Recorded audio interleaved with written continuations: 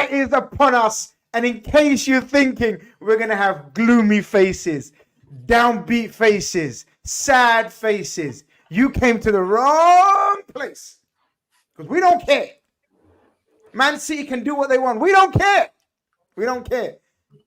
We're here, Saturday Night Vibes. We're here to talk about all things football. Not just Man City, not just KDB. Boring. People talking about Man City on a charge. We already know they're on 115. What's another one? Make it 116. We don't care. We don't care. People, welcome to Kall Khan. As you can see, my brothers are here. Bilal.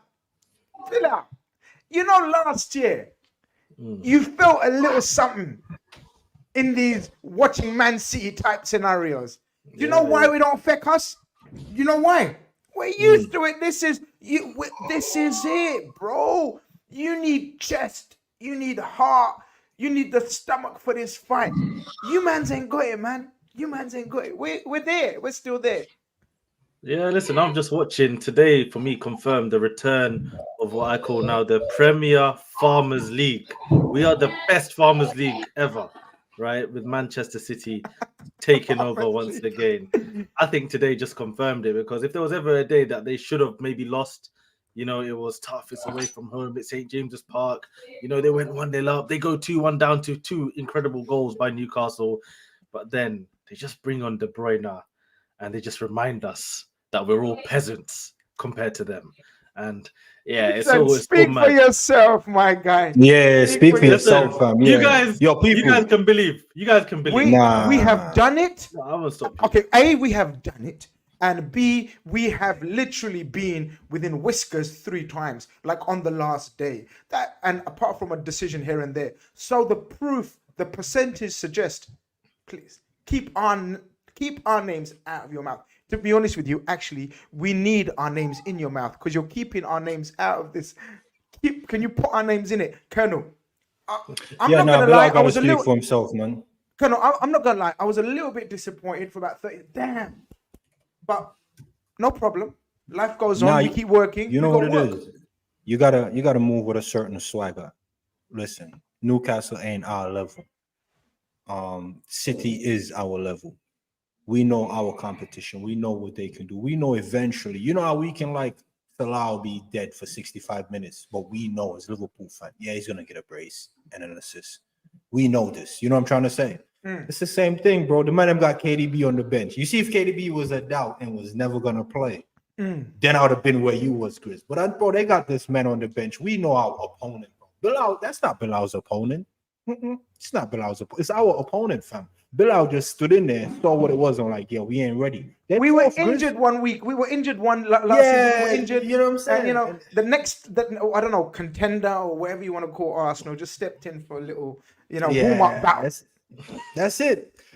So they can get a taste and go back where they belong. Europa League, probably, hopefully. You know what I mean? They're not cut out for this. But listen, we're not here to gun Arsenal specifically. Yeah, exactly. Because we got Bilal to do that. We got Bilal to do that. We're here to talk about what every man and woman wants to talk about. Whatever they want to talk about. People, look upon this banner. This banner is very self-explanatory. It says, "Welcome to Kall Khan." Link is pinned in the chat. Channel members and new callers get priority. They're the rules. They're the only rules. Apart from that, be respectful, be nice. Or you could be violent and you can be aggressive, but expect it back. Obviously. Yeah, and bring the chest, man. Bring the chest. No waffling, man. If it turns to abuse, I'm going to lock you off. But aggressiveness, and no problem. We're here for that. Bring the passion. We're here for that. Chest. Just don't bring no waffle, man. Always late, man. Look at your team, man. Why are you talking to me, man? Why are you still my friend? Like, look at your dead team. We don't roll with you lot anymore, man. And Arsenal and you, man. Get out of here, man. We're back in the big dogs league, man. With Man City, man. I'm Grizz. I'm moving like you this year. Last year, you became a Man City fan. I didn't forget. You were Grizz Teta, became a Man City fan. Now Guardiola, that's my manager. We're moving correct, man. Oh Lord, you can't be doing that, bro. You can't be doing that. Let's ring up some comments, man. People are saying Newcastle, oh shit. Come on. Newcastle done what they could. But like, was it a case of Newcastle were shit, Man City were good, or a combination of both? What was the defining factor? I don't think Newcastle could have done much more. I don't know what people are really expecting from them. To be honest, I thought once they went 1-0 down in the manner they did, I felt like could be a long day for them, but they came back so quickly. They went 2-1 up. I don't really think you can blame Newcastle for their loss in the end. I think what happened also when De Bruyne came on, especially the last 10 minutes, even from the TV, right, I can hear the crowd just like quiet, kind of just expecting them to concede again. The pressure, everything Man City were building. And big up Pep Guardiola again, because we talk about, oh, he's got X amount of money, he's got the Erling Haaland, he's got the De Bruyne, he's got this and that. But he trusts young players, man. He brings on Oscar Bob, and look at what the kid's done. So big credit to Guardiola. It's not even just with Oscar Bob. He's brought in the likes of Rico Lewis at times. He's brought in all of these young players. So he's not afraid to give them a chance in moments that matter. And I think we need to give Guardiola credit for that, because it's easy to always say money this, money that. But sometimes you've got to just put it down to great coaching, great man management. And listen, De Bruyne, that assist, the goal, number one, was ridiculous. I'm lost for words. His one or his one or the Bob one? Oh, okay. Oh, nah, both Bob's goal was nice, but the De Bruyne's goal, like right foot, bottom left. I'm like, no, I get that. I get that. No, I get that. He gave him the eyes and the body, bro. Grizz, let me tell you something, bro. You know when you're playing FIFA and it's on like amateur or something like that, and you can just run through the team, bro. The way KDB scored that goal, so disrespectful. He gave man the eyes, opened up his body, and just placed it. There was no power on that. But that's the most disrespectful goal in football. Shouldn't be allowed, bro. Should be illegal. But I know. Look. The first goal, the KDB goal, it's one of those inevitable goals. You give him space like that, man knows how to time the shot. People underestimate timing in a shot. Like, it's almost he's got this ability to know when the keeper's going to be off balance as well. Because if you notice, it wasn't a power strike. The Matrix, bro. It's like, bro, he's like, he know when the player's going to move and the opening of the space. And, bro, that's some Matrix stuff right there. Man, like, the dude is, bro. That was disrespectful. It was disrespectful, but we're going to come upon it, the second goal as well. Like, I think the second goal was, I tweeted sublime, fair play. And I turned off the TV and I switched on the laptop and I said, yeah, we're going to talk about it on the call-in show. Because that was sublime. No, it was sublime. The winner. The winner was sublime. Like, that feat. Yeah, mad. I mean, that's quick feet. Like, that reminds me of who? Ozil type stuff. Ozil does that kind of finish. You know, you know, all the great players do that, man. And this guy's a kid. So you got to big up Pep for trusting him, bigging him up, bringing him in. People want to know, what's the story, man? People want to know, Bilal, is there a story with that? Yeah, man, listen, I got my picture of Isaac and Odegaard because this is what should have been. That January when Newcastle signed Isaac. Listen, I was with a lot of Arsenal fans. We were doing investigative work. Isaac was in London. We're taking pictures of cars. We're saying, Isaac, you're coming to Arsenal. Oh, come on, man. You're the perfect striker for us.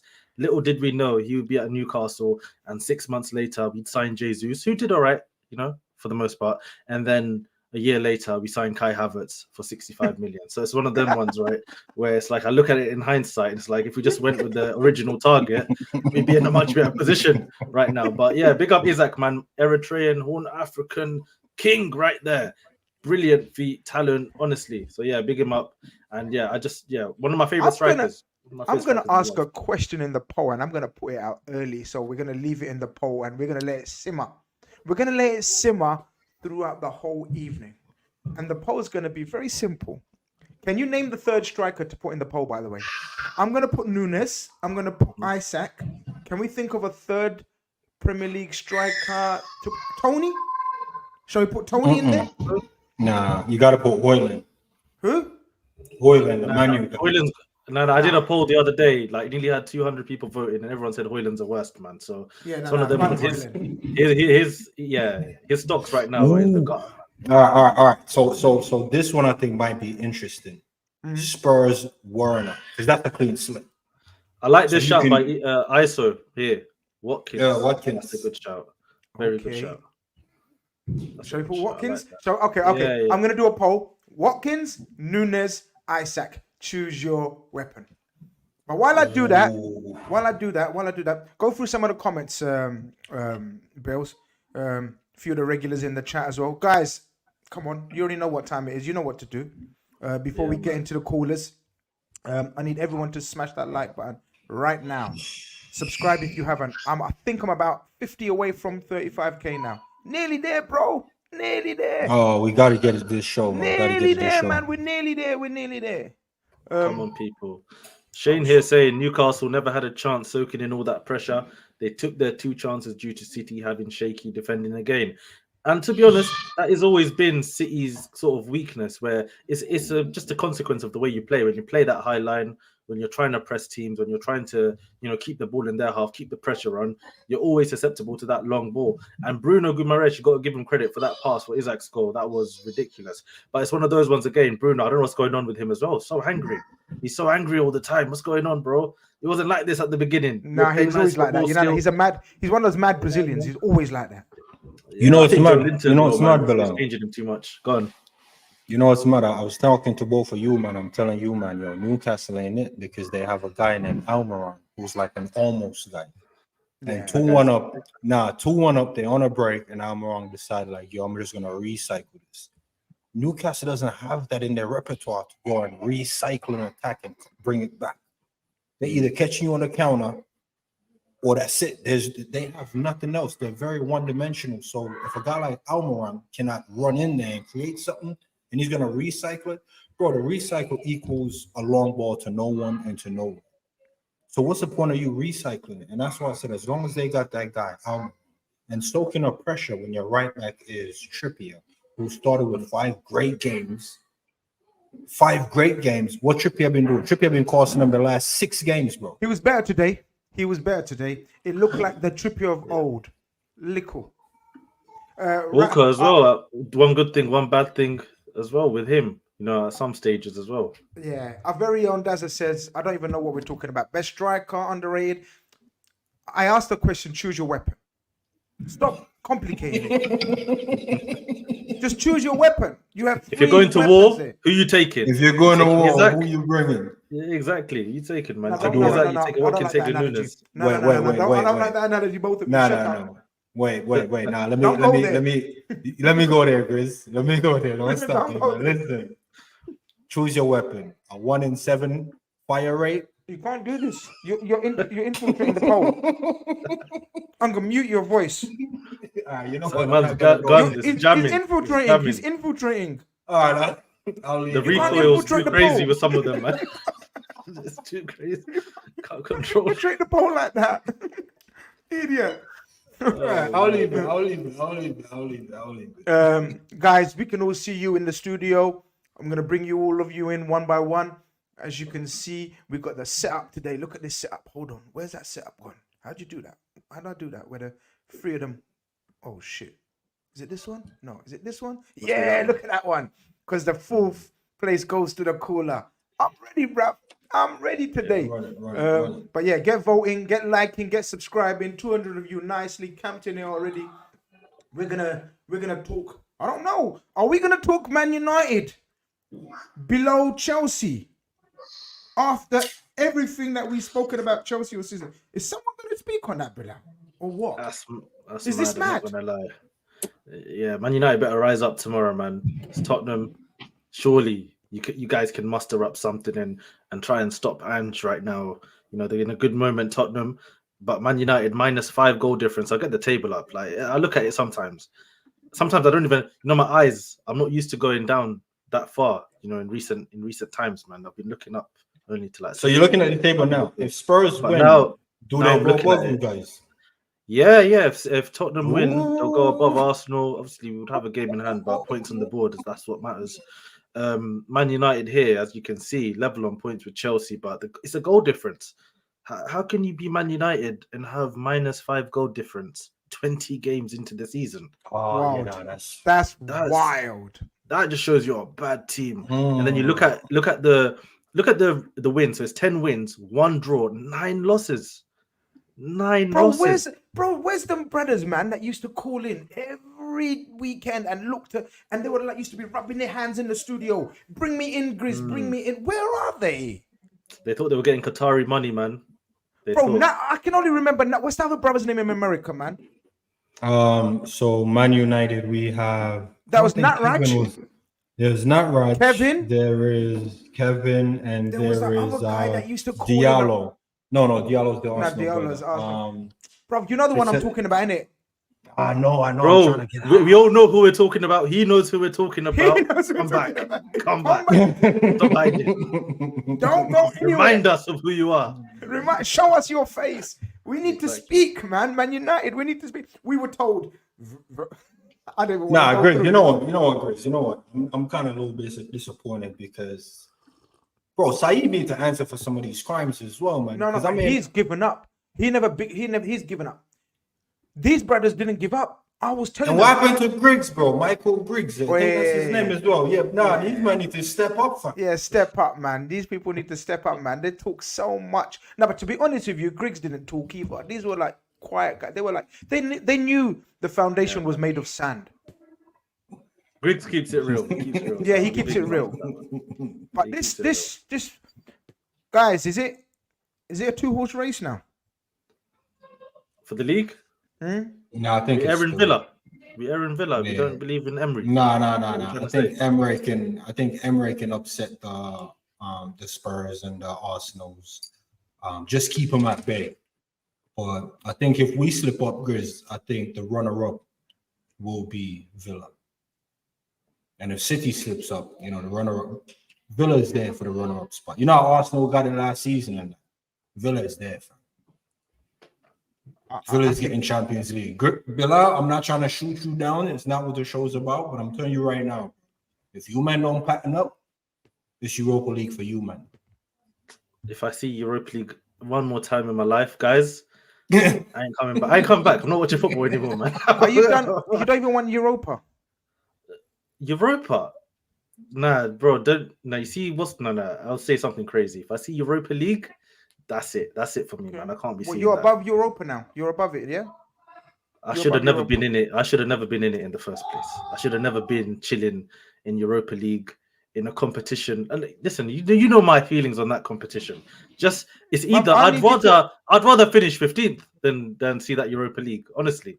So it's one of them ones with me. But with Arsenal, listen, we'll see. Listen, guys, it's not even about Arsenal, man. Forget Arsenal. We're not playing this week. I was just meant to enjoy football this week. I would Innit? enjoy Why are we Newcastle, dragging Man Arsenal City. for no reason? Leave Arsenal Villas- alone, man. Yeah, leave Arsenal. You see alone. This Arteta, is man, he's eating steak and them things Wait. there Okay, in suspicious first and fashion. foremost, no. See, first and foremost, what, man? This man's eating food like that. I'm not bad. Would Klopp do that? Would Klopp do that? Would Klopp do that? I can't take my manager serious. He's getting fit. Nah, listen. Zuberi, you know what we're talking about. Zuberi, you know what we're talking I'll about. get the picture up, man. Nah, It's so embarrassing. clueless. Okay, so get the You picture think up. the stream might get banned? Honestly, that's how embarrassing that picture is. Oh man, Mikel, how are you rattling me when we're not even playing? Bro, Let this me one, get this Lil M first says, leave the guy, man. Eat food, man. Leave him, man. Nah, Eat nah. food. This is Zuberi, you see that disgraceful. famous Turkish chef? Oh, yeah. Salt Bay type of stuff. Yeah. There we go. So he fed Arteta. Nah. What do you mean? What do you mean? Nah. Nah. Yo, take that off the screen. What do you mean? Take What's that off. wrong? Take that off the screen. I've got to bro. take it off. If I leave it there longer, the screen's Nah, getting take that locked off off, the man. That's screen. too Nah. embarrassing, man. Take that off the screen. Ah, I'm you gonna lot- tell you right now, Grizz. I'm not even gonna speak on, but I'm telling you right now, Grizz. You see, if I see Jurgen Klopp put out a picture, big Bro, he's- 6'4" Jurgen Klopp getting fed by Salt Bay, fam. Bro, I'm burning all Liverpool kids, fam. Nah, bro, you crazy, bro. My Are you- manager, Okay, are you my not ready for gaffer this? getting fed like that. Nah. Nah, I got some bad news for you. don't tell me there's a clock pick. I got some bad news for you. Nah, Klopp don't do that, bro. If it's Linden's, I'll take that. That's Linden's. What if it's your main centre back, the best centre back in recent times? What if it's big? What if it's big Virgil van Dijk? You know what? Virgil van Dijk definitely looks like he would do it though. That's different though. I don't know how to describe it, but I feel like if I saw Van Dijk do that, I wouldn't be surprised. Like, nah, listen. I've been saying Trent is my captain, but right now he's the vice captain, so I respect it, bro. I'll get Van Dijk up out of here, bro. Trent will never fight. Now you Did you hear Trent? No. Did you hear what Trent said? Nah. Did you hear what Trent said when he had the dread? And it was like, yo, do you eat pork? And he was like, yo, no pork on my fork with the little Scouse accent, bro. Trent will never let a man feed him like that. My guy Trent, you know, mashallah, Trent, bro. man. Trent will never fight. Trent, if you're watching this, please don't. People. None of your business is in town. He says, just logged in for the stream. Smash the likes. Can we ever talk about Newcastle fans waffling after last season, claiming they are big time now and that they will be joining the big boys permanently? You know what? I want to apologize to you guys, Grizz, and your big six. Because I was saying, man, yo, how you guys got big six and you got some of your men them finishing 8th and 6th and 10th. Them men should get relegated and a Newcastle guy should come up. I'm going to apologize, bro, because it would be shameful for you to promote a Newcastle fan to the big six and then Newcastle waffle off like that. It's bad for business. So I want to apologize to the big six because, I mean, some men are still 8th and 10th. You know what I'm trying to say? But hopefully when a serious team steps up, Arsenal's a bit shaky, might fall off the big six soon. But you know what I mean? I apologize, big six. I like how you might stick to it because you might know the blueprint of football. You know that 6 team is just always going to be there. Come on. Newcastle ain't one of them. I mean, Chelsea, they don't look like one of them at the moment, but you know. Well, we got like, Chelsea. We got to have conversations with those Man United people coming through. You know what I mean? People, guys, come on, let's get those likes up and then share so we can start growing together. We have plenty of people in the chat. I'm gonna start bringing people through. I'm gonna start making an order very soon. You already know, channel members get first priority. New callers get second priority. And then if there's faces that we like and have good chat, we bring them on as well. So we see you all, but just bear with us because everyone is there. Everyone is there. We can see you guys. Studio is pretty much full. I'm gonna bring on Rajesh CFC first. Rajesh, give us a wave if you're ready to come on, bro. He has CFC in his title. That means Chelsea talk. Isn't it amazing? Chelsea win a game and we have a Chelsea fan. Isn't it amazing? No. Just bring man in. Don't set man. Don't infiltrate. Shall I not infiltrate his brain already? Let the man come in calm. No problem. Rajesh, welcome to the stream, bro. Hope you're doing well. Hey Grizz, hey Kall, hey Bilal. You know, the funny thing is that I actually came in to talk about the league, and I was on the show for the first time before the season began, and I think you had asked me that who do I see as the closest rivals to City, and at the time I had said that look, Liverpool will be there, even though not too many people say that, and I think it depended on a few signings that you guys make, and then the whole Caicedo Lavia saga happened. But regardless, even then I said that look, I mean, it's just a question of 1 or 2 signings, and Liverpool will be there competing, and it'll be a lot closer than what people expect it to be. And well, we are here, so that's that side of it. Do you think it's just a 2-horse race? It's a 2-horse race. I don't see Arsenal anywhere near. Nah. What about Villa? Why are you rubbing out Villa? Villa's third, bro. But do you sort of, at the pressure end, see Villa sort of doing a 10-game, 12-game run? Nah, I don't think so. They don't have the bench to kind of last through that season as well, because the last leg is when all the games are compacted and you see a lot of injuries and you need rotation, and I don't see Villa sort of having that bench to push through. You do know Villa is only where they are because their away form is trash, which Bilal pointed out. I think it was last season. Bilal was like, yo, Emery's good, but away he's trash. And he brought that to Villa. If they can pattern up away games, bro, it's already hard to go and win at Villa. Bilal can tell you about that. Villa at home is becoming a fortress. So you win the league by having a home fortress, and then you work on your away form. If Villa pattern that up, man, they're there, bro. Don't sleep on them. I mean, it's no indictment on how Villa play because they are brilliant and Emery is a good manager. But that's the thing. Like they're one or two maybe injuries away from sort of their season derailing. And you could make the same argument with Newcastle because if you look at last season and when Newcastle were at the beginning of the season, everyone sort of pipped Newcastle to be right there on the top. And look at what a few injuries have done to them as well. And then compounded with the fact that this window they don't have the money to spend, it's very difficult for them to bring in reinforcements. And if they have to buy, they have to sell some of their key players. And there was talk of Isak on the market and Bruno on the market, and you saw today's game, right? So look at how crucial those two players were. So they're stuck. Rajesh, Yeah. you mentioned Isaac, or I think you mentioned Isaac, or maybe it's in my head. Did you mention Isaac just now? You did, Yeah, didn't you? yeah. Yeah, exactly. You did. We've put a poll. We've put a question in the poll. You're a Chelsea fan, right? Yeah. You need a striker, right? Watkins all I'm day. assuming. Obviously, Watkins all day. Okay. Explain. Oh, Watkins. Because Okay. Watkins has been doing it. He's sort of progressed every season. If you look at Watkins, he's gotten better and better and better, and his game has evolved. He's played under different managers in different systems, and even in a mediocre system, he used to be that spark or that shining light. And now he's come in with a settled manager, with a settled system, and you can see he's getting better.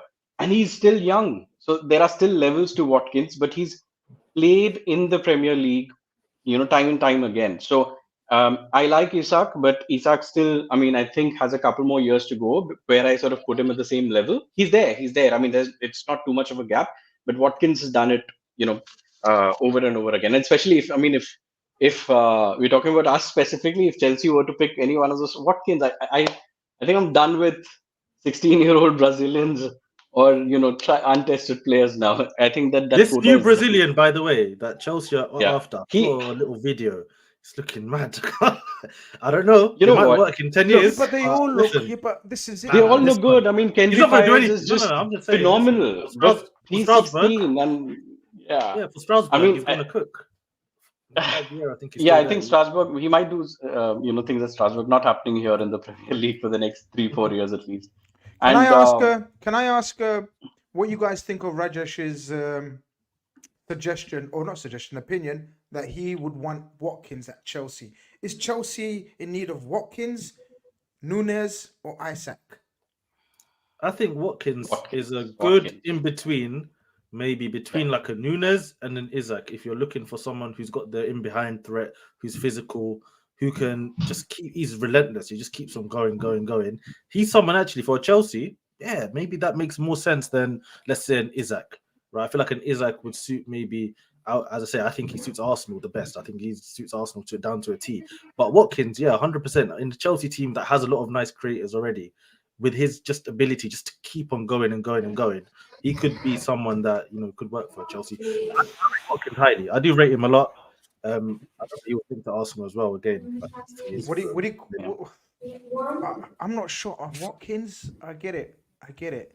I just think you need a striker, Chelsea, that can create something for himself, a la Isaac. Yeah, Isaac can now, and I definitely think Nunes can create something for himself. Watkins totally relies on service. Watkins relies on crosses of the ball. I can't think of one consistent Grizz, cross of the ball. let me put it to you this way. That stat that was going around that we are right up there in terms of the big chances missed, and the kind of chances that we've missed, I see Watkins putting most of them away. Yeah. So it's not a question of like who's better, because it comes down to More preference in the system. Chelsea. Yeah, but I think in terms of the chances missed, I see Watkins sort of converting a lot more of those than.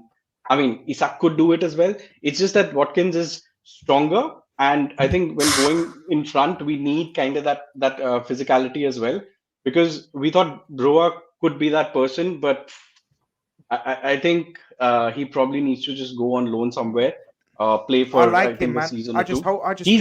He's got the raw elements, but he needs time and he I needs think like that constant injury's playing taken. minutes. I think that Yeah, injury's taken a lot out of him. Colonel, who would you 100%. pick if you was Chelsea out of them strikers or someone else? Then pop off another name. Then if you don't agree with them, Dominic Solanke, bring him back in. Chelsea. Here's I the like thing. Solanke. Yeah, bring Look, him I back mean, in. Here's the the thing. thing Here's the is, thing. I don't want look. It's one of those phases that if this conversation was happening 3 or 4 years ago and none of the sanctions or anything would have happened, I would have said Osimhen for sure, right?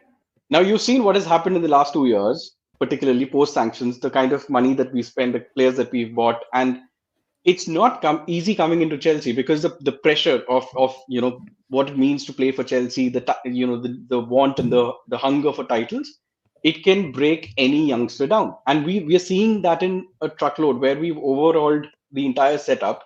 I think probably the cooking lady as well. So I don't at this point I don't want a win in the transfer market. I would rather have a win on the pitch, and for And I'm that I won't take the risk of just the trend of getting Osimhen in and being very excited and giddy about the fact that we got Osimhen because we're not there yet. If you said that, okay, let's build this squad for the next 2 to 3 years and have a spine ready and have your foundation ready and then get somebody like an Osimhen, I'll prefer that over getting Osimhen today. listen. Don't This is get the wildest chat of the no. day. Isaac Listen, don't run don't. for the ball. No, he doesn't, and that's why. Thank you, Jonas. Here's the Really? thing. What do you mean? Yeah, In yeah, what yeah. sense? Here's Because no, Newcastle's no, no. Let me break it relies a down. lot No, on no, let me over the break it down. top. No, no, no. Let me break it down. Let me break it down. I saw Gordon on a break today, and it's plenty games an example for this, where if you're a guy on the ball and you know football, you can only get the ball by doing one thing, and it's going into a certain space. Isak doesn't do that. The only space he's willing to run into is behind. He's not coming. You know how Bobby will come short or make a diagonal run to find him the space to get. He doesn't do that, bro. I'm not saying he's lazy. You know, someone's calling him lazy, but he's just not Now, willing to make that run to get the ball to be the right outlet. Chelsea don't need that. Here's why yeah, that's Chelsea don't need exactly why I Watkins. said that the chances we missed, Watkins actually converts those than Isak. But here's Because the it's thing, though. that extra push that I think Watkins has and Isak doesn't. While Who's that Isak's young kid finishing over might there be at better. Chelsea? The weird looking kid. Chelsea got this weird looking kid over there. That guy is better than Watkins for Chelsea. I'm not even being disrespectful. The Palmer guy. That's what his name is. Bro, Palmer. Bro, Palmer. No. I'm not, bro. Grizz, you know me. I don't get giddy headed by big signings. I'm telling you, what Palmer does for Chelsea is way more than what Watkins will come there and do. What you guys need is a Solanke type of guy that all he needs is one chance. All Solanke needs is one chance. We've seen it at Liverpool in some moments, but all he got is one chance. He stick it away. I'm not saying the guy's prolific or nothing, but over the past 7 years, he also has improved. So if you have a guy like the Palmer guy, that's Watkins level, fam. And then you go and get Solanke. I Solanke's hot agree right now, because bro. I agree because if you look at the smaller teams, so when you have people like Solanke or Watkins prior to the season, these are players, these are strikers who've been playing for a few years and they don't get those many chances. So if a player like that ends up giving you 10 to 15 goals in a team like that, it's just a question of, you put them in a team that's like I said, the chances that we've missed, they create a lot more of those chances for sure. Interesting. It's your team. You know your team. Watkins. I find Watkins a very. I think if he went to Chelsea, Watkins, I feel like Chelsea fans would get frustrated. I don't rate him Because as he does a miss a lot of lot. chances as well. Yeah, He's not exactly a clinical finisher. He's not. Sometimes He's taking not. 2 chances, misses, then he scores a third one. He's not. Chelsea You would do realize what we have right now, right? And what I'm comparing it to. Yeah, but look what we're offering you. We're offering you Isaac, one of the most technically gifted strikers in Europe. Plenty of scope to develop. Bilal's fuming with that. He's just frozen on us. Bilal's fuming with that comment you just made there. And Watkins, I get it, but I think I think Watkins a very run of the mill Premier League striker. But you know what it is? I think at this point for us, there's a lot more that we need to fix first before we sort of get to the striker. Oh no, there's a whole club that needs fixing. This is just an example. But Rajesh, we've got so many callers waiting to come in, bro. It was very nice speaking to you. Thank you very much for making a contribution. Opening caller, always great to have a brilliant opening caller, and you was that. Nice one, my bro. Cheers, Take care of Grizz. yourself. Appreciate you, Rajesh. Bilal was fuming with that chat, man. You know, a mad shout, Chris. I don't want to push my agenda or flex. Say no, You I see want you that to guy push it. over there, Wang Hee-chan. Remember I told you about these Asian players. We need more in the Prem. Hey, you go to Chelsea and cook it up still, you know. Hey, he's a bad boy, you know. He can create something out of nothing, you know. And Chelsea need that. Palmer, He came from that mad club as well. You know how they operate around them sides. You know what I mean? Them Red Bull clubs operate differently, man. They brought a few strikers or a few star attackers and forwards in recent times. We could reel a 3-4 off, and he's one of them as well. I don't know what you think, Bilal. I don't know if you heard that. He's mentioning the Wolves striker, Wang Hee-chan. Wang Hee-chan? Yeah. If it's a cheap deal, then fair Why enough. cheap? But you don't rate him like he that? no, he's a good player, but I don't see how he's You how don't really take him? move the needle. You know, Bilal, you got something against Asian players, you know. No, he's a good player. Listen, he's a good player, but Why listen, you if you do get him that? for 30, 35 million, fair enough. But if you start saying like 50, 55, Oh, 60 mil. Oh, yeah. But That's that's a joke. Chelsea That's a numbers friendship. anyway. Yeah. nah, but Chelsea numbers. it's not a bad shout. Not a bad shout, but yeah. I Yo, wouldn't. my guy I wouldn't P spend too much Dubes is on in him. the building, man. Big up, Grizz. As you guys can see, that's when he met us out in New York. Big up, Oh, P mad. Dubes. He came to see us, and we had dinner together. My guy, you know, big up. His son's a Liverpool fan as well, so yeah, man. Yeah, man. Omar, come on. How long you're new to these? You're not familiar with these ends? Come on, Omar, man. The link is pinned in the chat. Click on the link. Put your camera on. Put your microphone on. We're gonna talk. We're gonna talk. Cunha's a shout. Cunha's a shout. You know, we'll do bits for Chelsea and Arsenal. My guy Bilal from Slough. Big up Bilal. Every single time. Top dog. Top dog. He says Cunha would do bits for Chelsea and Arsenal. You don't know, fan? He's just another Jesus kind of similar type player. Like he There's can some when he shouts does there. finish, he does look nice. But A few of these teams need strikers, man. Chelsea, Arsenal looking in the market. Man United have bought their one, so they're stuck with brother Højlund. let's go. Oh, yeah. Let's go. They're stuck. They ain't got no Yeah, money they to bought. buy. They bought the man and he had back problems, fam. I don't know what. Liverpool are sorted in attack in terms of we got 5. You know what I mean, with Mohamed Salah as well. Chris, It's not an easy market right now. Bro, the link I just told you, bro. Click on the link and call it. You need a camera though. Bowen is so underrated, yeah, Bowen. But we can't see him leaving West Ham anytime soon. You got to put up bucks if you're gonna prize away Bowen. He's my guy, you know. I rate him. To Yeah, replace Salah. great player. But yeah, maybe 60 million plus probably for him. For Bowen right now. Jonas says, like the stream for Grizz and the like for the African Nations Cup. Yeah, man, big up the African Ivory Nations Coast Cup. cooking right now. What, it's only 1-0. Yeah, nah, listen, they're playing some good stuff. Is it? A couple minutes ago. I'm keeping my eye on it. Don't worry, guys. Okay, Got no my eye on problem. the African. Okay, we got Bilal giving us any updates as well. All right, this is gonna be the order, guys, for the next 3 or 4 callers. We got J Dar next.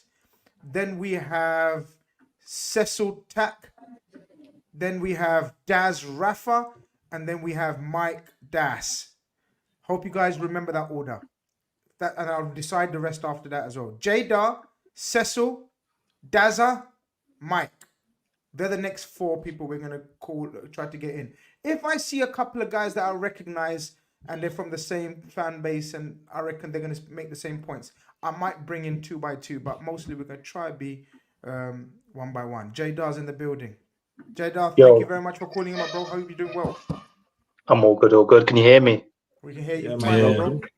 But yeah, just checking. I think, watching the City result, seeing the way they came back there, I think we need something more, guys. I'm so happy, we're top of the league, all of that. But I think after seeing De Bruyne coming back, especially, I think we need a little bit more, whether that's something in January, a surprise, or our players to surprise us. I think we need a bit more. Could you be more specific as far as what the more is? I was going to say, so you're a Liverpool fan. We've established that. I forgot to ask you. Yes. So you're a Liverpool fan. What difference will one player make in which position for you? significantly against this juggernaut? Be more I think specific. when we're going against City for the rest of the season, especially with De Bruyne back, if we're going to have another centre back injury, I know everyone's saying it, but if that happens, our level will just drop. That's my concern. And as I said, with De Bruyne back and the way he played in his first game back, by more, I think, it could be a player. Or, as I said, we could be lucky and we could get a surprise, I guess, if Jones keeps this form up, if Elliott comes through towards the end of the season to a higher level than he is now, maybe they'll surprise him. We can win the league through maybe a bit of a surprise. But if it's after seeing what I saw today, I'm nervous, guys. I think we need more to win the league. I think we'll be up there, obviously, from where we are now, but I think it's changed with De Bruyne coming back. But De Bruyne was always going to come back. Man City always the favourites. Liverpool were never in the picture to win the league this season. Why are you nervous about it? I just think, I hear you, but Kick back. I hear you.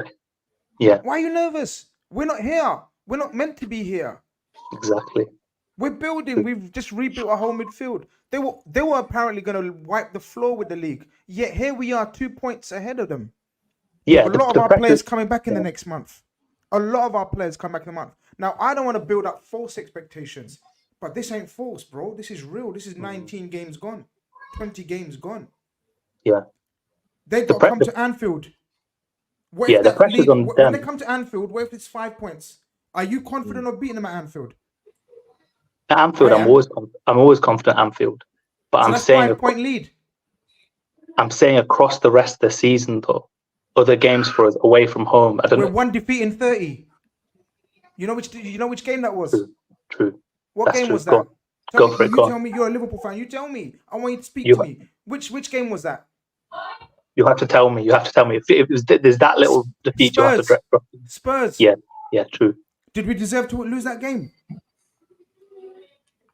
No, I don't. I think for us, Grizz, I think what I'm trying to say to you is we've got this far. See the mentality, how I shifted it. Yeah. True. See how I shifted the mentality? I didn't need to even tell you nothing different or lie. I had to just tell you straight facts. That we're 1 defeat in 30 games, yet here we're still saying, we might lose next week. We've been saying that for 31 weeks. No, that's not what I'm saying. I'm not scared of any specific team. I'm talking about you 100% are scared of City. No, I'm not talking about you are. When we're playing other teams, I'm not scared of any specific team, but I'm saying the amount of games we still have to come. I can see injuries. I don't want to be negative, Grizz. I'm on the same page as you. I get what you're saying. I hear you, man. I'm busting your balls, man. I'm busting your balls. We might just need a little bit more. I'm busting your balls, man. Listen, Grizz is playing around. Let me just give you the facts. But it's true though. It's about mentality. Yeah, but you're right, and I'll shift it a little further. So we've been directly responsible for 6 goals scoring against us, right, including the team own goal, and we've conceded 18 goals in the Prem after 20 games. That's the fewest. The next closest person, I think, is City with 23. So we've conceded 5 goals less than City, fam, and we've contributed to 6 of those. So what I'm trying to say to you is, bro, it's very rarely a team gets 2 in on us, and Fulham got 3 out of that 18. We've contributed 6 of those goals. Let that sink in, fam. We got 18 games to go. I don't see us conceding 10 goals in them 18 games. I don't see us conceding. But this is my point. Numbers, man. We got 18 games to go. Yeah, exactly. I'm conceding 10 games in 18 games, bro. I know it's a big cause, Barry. But what I'm saying to you is, I'm all right. I'm a defend the defense, bro. I'm a defend the defense. I'm telling you, we're not conceding 10 goals in 18 games. I think it might be as I said, it might be a luxury to get something done or a player in, or it might be a luxury that Elliott goes up to another level. Why does it have to be players? Which player is going to be coming in and breaking this team into this team? When has Liverpool operated like that? Why do you think a signing is going to make us win the league? When the players that we've got here have elevated you and reached to this point, we're above the scary juggernaut. Do you know the one? Let me drop on you, Grizz. You know the one player is Ibu. I love him, but I'm telling you now, if he gets injured, that level drop from. Do you see what I'm saying? I trust Kwanzaa. Where are you So gonna find far- another Ibu? Where are you gonna find another Ibu in January? Tell me, name me, and I'll pass it the message on. What I'm saying to you is, I know it's a luxury. You've convinced me of that, but I'm saying to you, if we want to firm it, if you want me to be 100% confident, let alone the rest of I some agree other with fans. you. 100% we need luck. That's what I will say. 100%. Every team needs luck. Kevin De Bruyne could have been out for the season. Lucky they're coming back now. Ibu Konate needs to remain fit. We need lucky. He's the one. He's the one for me. He's the one. If that's Rice your gets only injured, concern, bro, if Arsenal lose Rice for 3-4 weeks, gone. Mm. Every team needs luck. Even City, they lose Rodri. We talked about it, I think, before the show. Can't remember. Time They lose out. Rodri. If KDB goes down They're again, done. They're done. No. Yeah, Forget finished. Kevin De Bruyne. Yeah. If they lose Rodri, that team is done. yeah, it's not the same. Every is it? team he's can class. sit there, Yeah. Jay. Every team is gonna sit there. Every team's fan base is gonna sit there, nervous and scared. I don't find football fun like that. Supporting. Nah, Liverpool's True, not in that true. You bracket. need to Guys. embrace it. Listen, Embrace it Liverpool ain't because like you never that. know. Tough times around the corner. You never know, bro. And then you're gonna say, "Shit, man, we were playing so good, but yeah, I was so nervous and scared." Facts. I'm not yeah, saying that's true. I'm not saying that's how you support. No. Don't get it twisted. Sorry, I didn't mean that. What I'm saying is when the good times are good, enjoy and embrace. And when there's shit, yeah, then worry. They're not shit right now. Yeah, true. Times I'll are tell you guys very right good. now. If it will get Also, it injured, depends. it's not the end It of the depends world. on Klopp. It depends on Klopp, right? You guys are in the Europa League. I think no team has won the Premier League playing Thursday, like Europa League, and winning the Premier League in the end. But I think Klopp has shown that even using that Conor Bradley kid against Arsenal in the cup, if you start using a lot of these kids, especially in the Europa League, and just rotating your squad a little bit more and protecting the Trents, the Kunates, the Salahs, the Van Dijks, them four really in particular, right? If you protect them four players and you keeping them fresh for the Premier League games, then you can go toe to toe with any team in the league, including Man City. So you got to. I think Klopp can see that. I think the squad already. How many strikers you guys got? Really, like five. Like it's more than most teams that can.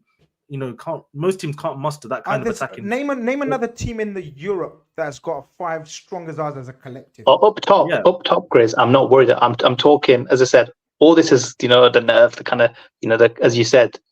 But I get it. Yeah. Look. It's at the back. It's giddy. Of course, I get it. As I said, I was only busting your balls and playing with you. Look, it is what it is, man. It's where we're at the crunch stage. Jay, And I get name me a it. team. Man City are a juggernaut. I know they're going to win their next 7 games. I've been saying that in my WhatsApp groups. I've been saying that on my other shows. Yeah, true. I've been saying they're going to win their 7 games. Next 7 games are a walk in the park for them. Yeah? Where we are after 7 games will define where this title is going. Because we go to Bournemouth, we play Chelsea, and we go to Arsenal, amongst other games.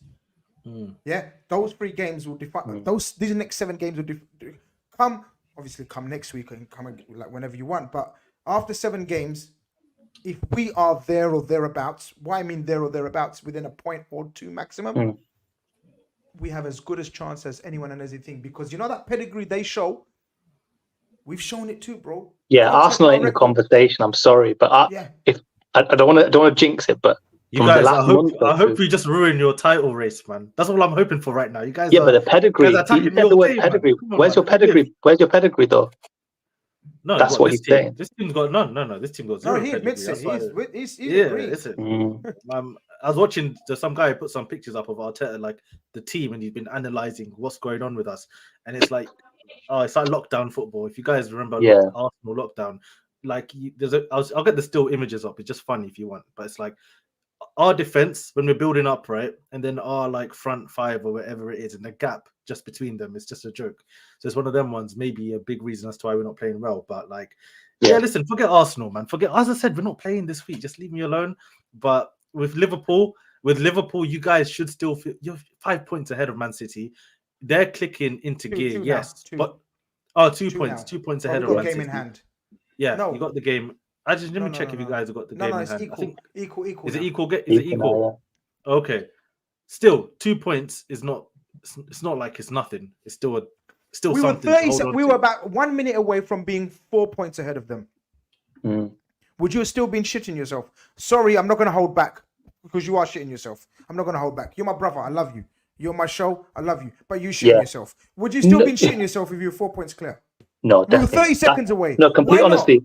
Complete honesty, yeah, definitely not. If we were absolutely dominating them, kicking their ass, 4 or 5 points, yeah, probably wouldn't be feeling like this. And as you said, we were not far from that. But fine margins. This game's all about true. fine margins, bro. We can't be worrying if we get an injury next week. Oh, if I step outside and a car hits me, True. Life will be. Guys, really, quick really question. Quick question. That's true. No, I'll give you that. Quick question, because you're all Liverpool fans. I saw someone put up, what would you prefer? Would you take finishing second, right, if it meant you won the League Cup, the FA Cup, and the Europa League? Would you take that? Like right now, if I just tell you, choose one. Go on, Jada. That's for you. No, we want the league, man. We want the parade. Obviously, we want the parade. I've celebrated. I said when we won the league, it was amazing, but we want a league with a full thing. It's a hard one. It's not like I didn't have to think about it, but yeah, it's a tricky one. But always the league. All three trophies. Colonel, all 3 trophies and a second place finish. Which one you taking? The league or the 3 trophies? Listen, the context of the question is it's coming from an Arsenal fan, fam. I can't be associated with you, Bilal. The start of the season, I said I'm winning the Europa League quad. Don't let J-Dog come on here and he's a little shaky in that, bro. I'm telling you. You men are talking about the defense, bro. Name me a team that has a quality player that can play left back, center back, and right back without dropping the beat. If you don't know what I'm talking about Joey G. You ain't gonna tell me Joey G ain't been on crud this season. Oh, he's been, yeah. So Konate get injured, get worried if you see Joey G back there. Come on, bro, allow this. Don't feed into these propaganda on socials and that, fam. We got this, bro. Bilal trying to have you compromise your morals. Like, would you take the 3 trophies and give up the... Bro, that's Arsenal mentality. Get this man out of here. Listen, this is Liverpool fans. I told you, I saw this from Liverpool fans. I'm just giving you what... Nah. Pull up the post, it's your bro. people, dude. Pull them up. All names. Us guys are talking... We're in depression, man. We're not even talking about trophies. He's right. You guys are having options. What should I eat today? Should I eat the Europa League? Bro, I got a Liverpool shirt on right now, bro. I'm not compromising, fam. We're getting all 4 trophies. Hopefully we got you. Hopefully we got you a little bit more. You got me feeling good, especially the Joey G shout. That's true. Come on, man. We got season. Wow. We got Robertson coming back. You know how massive Robertson is for us, man. Robertson is a warrior coming back soon. So yeah, look, man. Look, no one's sitting here saying it's a walk in the park for either team. No one's saying, they're going to walk away with it or we're going to walk away with it. I'm not saying we're walking away with it. I'm saying you've got to have the stomach for the fight. Otherwise, what's the point of being in the ring? Chest, bro. Yeah, man. What's the point of being in the ring, man? Come on, man. If you're already men shake you up. If you're already beaten, what's the point of being in the ring? We're up against a warrior. If he sees a little sign of weakness in us, he's going to step all over us. We've got to fight back. We've shown we got the same pedigree in terms of finishing the season. Last season was an anomaly. The only other season that was an anomaly was when we had mad injuries. Otherwise, we've been toe to toe with them. The points difference, if you take away the mad injury season and last season anomaly, is not much. Nothing. Yeah, true. It's a couple of decisions here, a couple of decisions there. And yes, they've got a magnificent team. They've got a magnificent coach. But you got to have the... Pardon the language. We gotta have the balls for it, man. Jada, it's been a pleasure speaking to you, my bro. Never take any. Stand firm, man. I was just playing. I was just joking with you. Do what you gotta do, bro. Big up. Nah, I'll rate it. Thank you. Take care. Thank you very much, bro. Take care, man. You gotta have stomach for it, man. Hey, Billa, don't ask no Liverpool fan. He's a counter Zoom. That's what he is. 100%. No, he was keeping it real. 100%. I know where he was coming from, man. 100%. Well, what's Omar saying in the chat? Did you bring up something? Yeah, no, he just said wherever it's gone, something about my background, sausage dad. He's actually said something else. Go on, Omar. There's nothing stopping Liverpool winning the quad. Yeah, there's a small matter of Man City, but still, you know what I mean? It is what it is, isn't it? Oh no, it's not just me, bro. I got an army behind me saying the same thing, bro. What are you talking about? No, I hear you. The Liverpool man, them that's in the trenches, bro. I hear you. Your army is sick. I hear you. I'm backing your army. All right. Who we got? Who's next? Who did I say? I can't remember the order. Bro, I don't think you drop an order up till now, man. I did, man. 1 second. Gonna have to get it out from my hat and be like, hey, Bilal, you see the next time you try to sway one of the Liverpool men them like that, bro, we're gonna have words off. Listen, guys, the studio is give me a rope. Guys, the studio is now full. Okay, so we're gonna have to be very quick. Get your points. Boom, boom, boom. Let's keep it moving. Let's keep it grooving. Cecil, I think I said. Run it. Welcome to the stream, my brother. I know you're watching the AFCON on the other side. How you doing? How you keeping? Is he there? Thanks.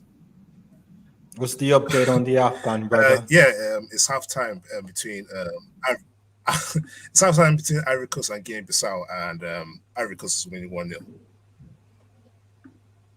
Because this is the only game for today. Because the other matches are tomorrow. This is the opening. This is the opening game, right? Yep. I'll get the stats up Yeah. if I can. Cecil, your Wi-Fi is a bit slow today, man. Are you there? Yeah, I can hear you. I know, but the connection ain't connecting, man. It's like too delayed. But talk to us, man. We want to hear you anyway. We'll let you make your point. Go on, talk to us. Tell me what you want to speak about.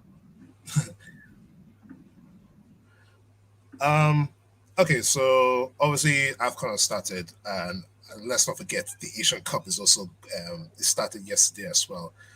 And I think from a Liverpool perspective, or maybe not just Liverpool perspective, I think for teams who have let their international players go for these two tournaments, I was just thinking, if let's say Salah goes on to win AFCON, don't you think that will be a good thing for Liverpool in the run into the season? Because we all saw what happened with Mane when he won it, and how big that was for him, and how much his form, took another level in that quad chasing season.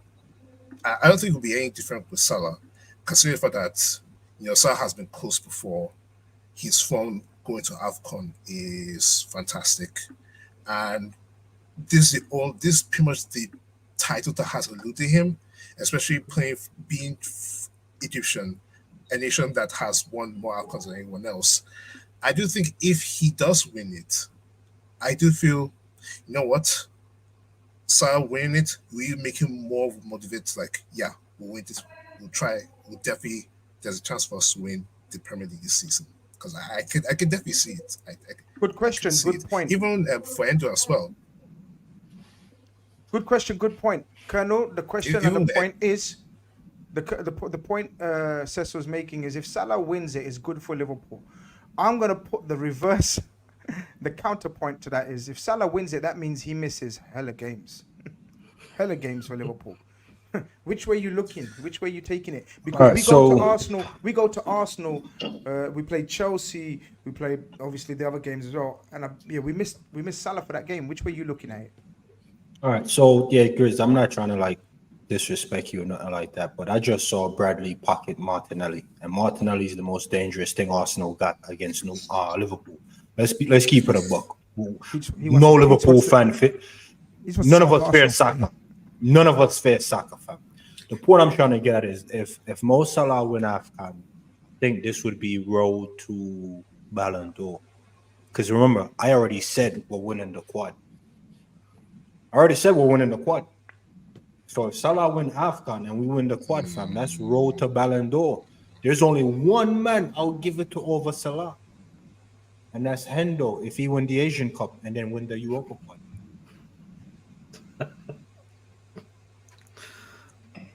Hendo's not winning no Ballon d'Or. How would you look at it?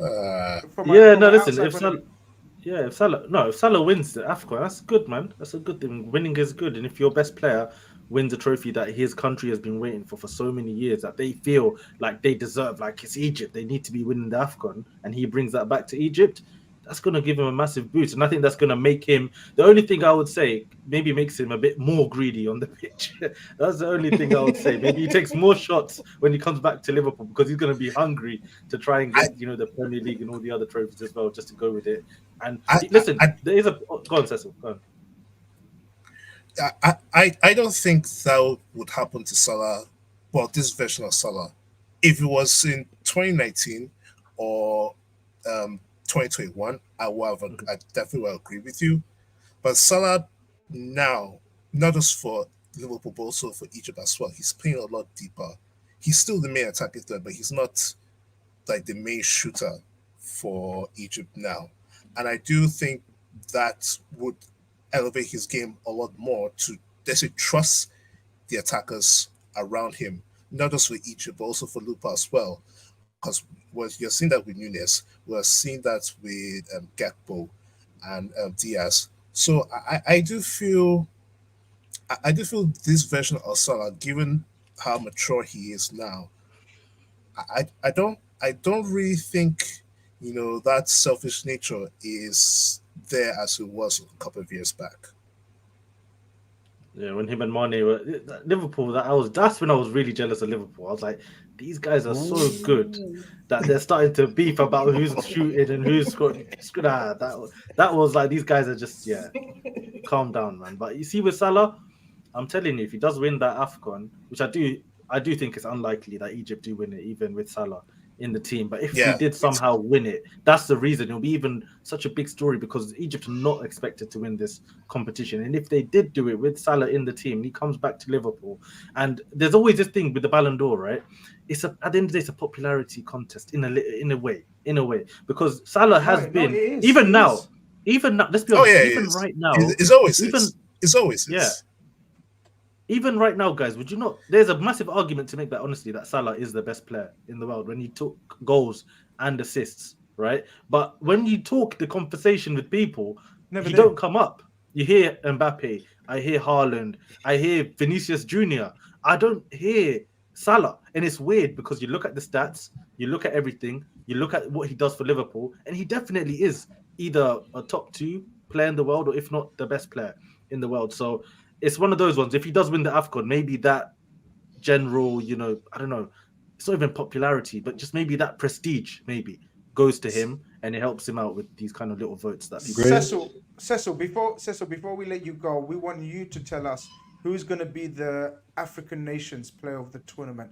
Give us 2 shouts that we should look out for. That's a big question. Still, I'm a big host still. Oh wow. Okay. I think you look out for Mohamed Kudus of Ghana. I'm not sure how good this Ghana side is, but Kudus is the X factor, and I think he's the one that could light up this tournament. And I think if he does well, I think Ghana does well, especially going into the knockout stages. Another person there are other 2 players I would mention. Also at Nigeria, I've got to mention Victor Osimhen because this is his first tournament in the Nations Cup as Nigeria's leading 9. And depending how well Nigeria does, depends on the service Osimhen gets. Because if he doesn't get service, he's completely nullified. But if he does, where those chances are few far between, I feel he's a batsman because I think he's already in top 10 of Nigeria's all-time leading goal scorers. So, Cecil, sorry to interrupt. Sorry to interrupt. I need your thoughts before you leave on Andre Onana. Do you think this guy is disrespecting Cameroon again, right, with what he's doing with Ten Hag? Because the guy has decided to stay United. I don't know. What's your take on it? Okay, so the thing about Onana is that I think he announced he retired from international football after the 2022 World Cup because he had a falling out with Song and Eto'o because of his playing style, and they managed to bring it back to the fold for this tournament, and I just think it's a mess with Onana, but particularly Onana and the Cameroon FA. But more specifically, Song and Eto'o, because Eto'o is like the president of the Cameroon FA, and there are a lot of like dirty allegations around Eto'o, and also like Onana's playing style. Let's say we're not really warm to those ball playing goalkeepers in this part of the world. Just kick it. I think that's the issue with Onana. But I just feel like the Onana Cameroon thing is a complete mess. And sadly, it kind of reflects the situation with African football. It's mad, isn't it? His club is in a mess. You know what I mean? His international situation is in a mess. Poor guy, man. And he was the talk of the town last season in terms of keepers that people wanted to see move. You know, so Cecil, we gotta keep it moving, my bro. We got a lot of callers to come in. Look after yourself. Thank you very much, and keep us updated next week on the AFCON. Take care, bro. Take care, man. No problem. Guys, I'm gonna repeat the order. The order's gonna be is Daz next, then Mike, Daz, Mike, and then it's gonna be K-Mac channel. That's the and then I got Don Smoke, and then I got Quasi. Okay, that's the order of the callers. But I'm just gonna quickly say a quick hello to a friend who met us out in New York when we went with the Big Six, and his son's a big Liverpool fan. So how can I not? You know what I mean? Bring P. Dubes and Leopold to the building. How you doing, Leopold? Good. What's I'm happening, doing my good. bro? What's happening, What's my up? bro? Talk to me. How's Liverpool doing? The best in their first place. That's Are so you good. proud? Are you proud of them? Are you Yeah. proud of them? Yeah, 100. and I love them beating Arsenal. Oh, it looks My like God. it looks like everyone's ripping into Arsenal. We love Do you it. think we're gonna win the? Do you think we're gonna win the league? Yeah. That's what I'm talking about. That's what I'm talking about. Yeah, bro. You got another member in your. You got another member of your army colonel right there, man. I'm telling you, I love the energy. I told you the army is strong, you know. Europa quad. That's a Young good. general right there. Hey, Young hey, general thanks, right Grizz. Big up, man. No problem, man. Hey, How you doing? You Big okay? up, man. Yeah, good, man. How's your New Year going? Everything's good, man. Everything's calm. Everything's relaxed. Everything's perfect. Tensions are rising with Liverpool, but you know what I mean. Yeah. People are getting It's all right. nervous. Perfect because Yeah. Liverpool's winning. Exactly. So Leopold's on the bus. So we're good. We're good, he man. knows. He knows. All right, big up, man. We'll let you Look get on after with yourself. Take All right, care. take Yeah, care, yeah. man. Take All care. right. Take care. Yeah, man. Always good to see. Bella, how does that feel? Now What leave him is it, alone. man? And there's man. too much soon, man. I know you got those kid TV shows. You're telling all these kids to come for me, to tell them you're telling them you're winning the quad. I see what you're doing. This is See what's different, bro. I'm not. infiltration. Digs that bill out, man. Like Arsenal getting slaughtered for no reason. I thought we are gonna slaughter Man United or Chelsea. But fuck Arsenal. No, Man United deserve the mostest though. I think Because everyone's Chelsea bored of have Man got United, Nah. man. Everyone's bored of Man United, man. It's one of them ones, to be honest, right? Even if they Nah. lose, are we surprised? No. So we'll see tomorrow what they do against Tottenham. I'm hoping Man United Yo, turn guys, up, man. Guys, by the way, guys, Got let me some just check up Sancho. on the likes and let me check up on the poll. as Yeah, well. yeah, What's nah, going you on do here? that. But Bilal, you know, it's all banter and fun and games. But you see the energy you man had last season, yeah. Every dig, shot, arrow, stone, brick that comes your way, egg, you know, toilet paper they throw at your way like Halloween. It's deserved because you see the energy you man had last season. Grizz, remember who was saying it? Yo, these men cannot win the league. It'll be unbearable. And you see now they're falling into their rightful place. Bilal, I'm telling you right now, we're gonna be cooking you for no reason. You're gonna catch bare strays for no reason because the energy When I you man rise had again, last season. I remember this. When you rise, I remember this. Bilal, you've never risen to anything, bro. I will We rise. mean rise again. I will rise. Don't worry. I will rise. I will rise. Conroy's in the building. Says smash the likes. He's right, you know. 155 likes and 300 of you in here. Come on. We can do better than Come that. on, guys. man. Smash it up. Like it up. Who is next? Daz, did I say? Is Daz already? I think Daz is having a row with his missus. Daz, you having a row with the missus or are you ready to come on? Thumbs up. If you're ready to come on, he's ready to come on. Daz is stopped rowing with the missus and he's ready to come on. Hello, Daz. How's it going, mate? Can you hear me? Can you hear We me? can hear you, man. We're good. Yeah, We're good. perfect. Good. How you doing, boys? We're Colonel? doing all right. We're doing all right. We're doing good, man. How you doing? Yeah, I'm good, mate. I'm good. I'm just watching my son just run back and forth and watching. Is it like making sure watching everything's Nunes good. run back and forth like Nunes is our prodigal son, isn't it? Doing talented things is what I say. Okay. Doing talented things. Oh, don't get is Mush coming on? Get Mush on. Get I'll Mush message on. him, see if he's about. I'll message him. Get Mush on. 2 assists, baby. You know what? There's a massive Nunes. debate. I mean, look, Nunes is a debate every week. It's every ongoing. When will it end, Robbie? Or will it end? Or is there no end to this kind of debate? Because It comes with the profile, it comes with the territory, it comes with the price tag, and it comes with the club you're at. Does it? Oh, to me. Sorry, I thought you Well, said. you are the Colonel. fucking caller. Like, I could speak to these brothers all day long, but I've got you on to speak. Or do you want to just sit there looking pretty? Yeah. No, yeah. That's you a big fan Mate. of Nunes? Yes. Yes, sir. I love that game against us when he was playing for Benfica, went down that left wing. I was like sold straight You away. fell in love. Yeah, fell in love. And I said to you like a couple of weeks ago when we were talking, and I was like, I watch a player and I just see a player. It's not about stats or whatnot, but he's giving the stats now, right? And plus, he's just going to be a fucking great player. Believe me, he's going to be better than Torres for our team, honestly. Big show. But Whoa. it is a big shout. It's not what I wanted to come on and talk about. Actually, what I wanted what I wanted to talk about was actually the league in general.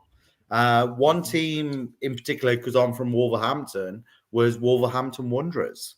Okay. And I would like to get you guys' opinion on how Wolves are doing and Gary O'Neill. I've got a lot of time. I'll get out of the way. I've got a lot of time for Gary O'Neill. I put him up there as one of the managers of the season so far. I think he's fantastic. I had Wolves struggling to score goals. I had Wolves struggling to create. I had Wolves one of the favourites to go down. I think they're already safe. I don't know what you guys think. Well, I think we're 3 points behind Manchester United, which isn't hard. Yeah, exactly. Yeah. But if I'm guessing you guys don't watch them much, but I have, and in the last few games I watch Wolves, and it's like watching Liverpool. I get excited again, and it's like seeing Hwang. Lovely. Sarabia has come from nowhere. It's like we were getting rid of the Wolves were getting rid of him like last window, and now Sarabia's coming because of Neto being out, and Neto's coming back as Hwang's gone to the Asian Cup. Honestly, I think Zuberi's a big fan. Zuberi's a big fan of Hwang. Anyway, we know that. But Wolves I honestly think Wolves are going to start coming up. I think Wolves have been good, man. Gary O'Neill. I'll go on to if you want. No, sorry. I don't rate Gary O'Neill that much. I'm gonna have to start paying attention now, but that's a shout.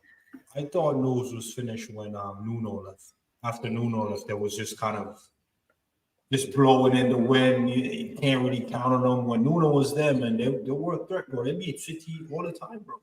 And so we could always rely on Wolves to stick, a shank in them and bring down the opponents. After that, bro, Wolves has just been all over the place. Neto with the injury, come back, look like he got some new knees. Don't know where he found them. Sarabia filling in that slot. I rate Sarabia, but I didn't even know it was at Wolves. The first time I didn't even rate him like that. I still don't rate him like that. Or Cunha. I rate him. He's getting a tune out of them. He's getting a tune out of them.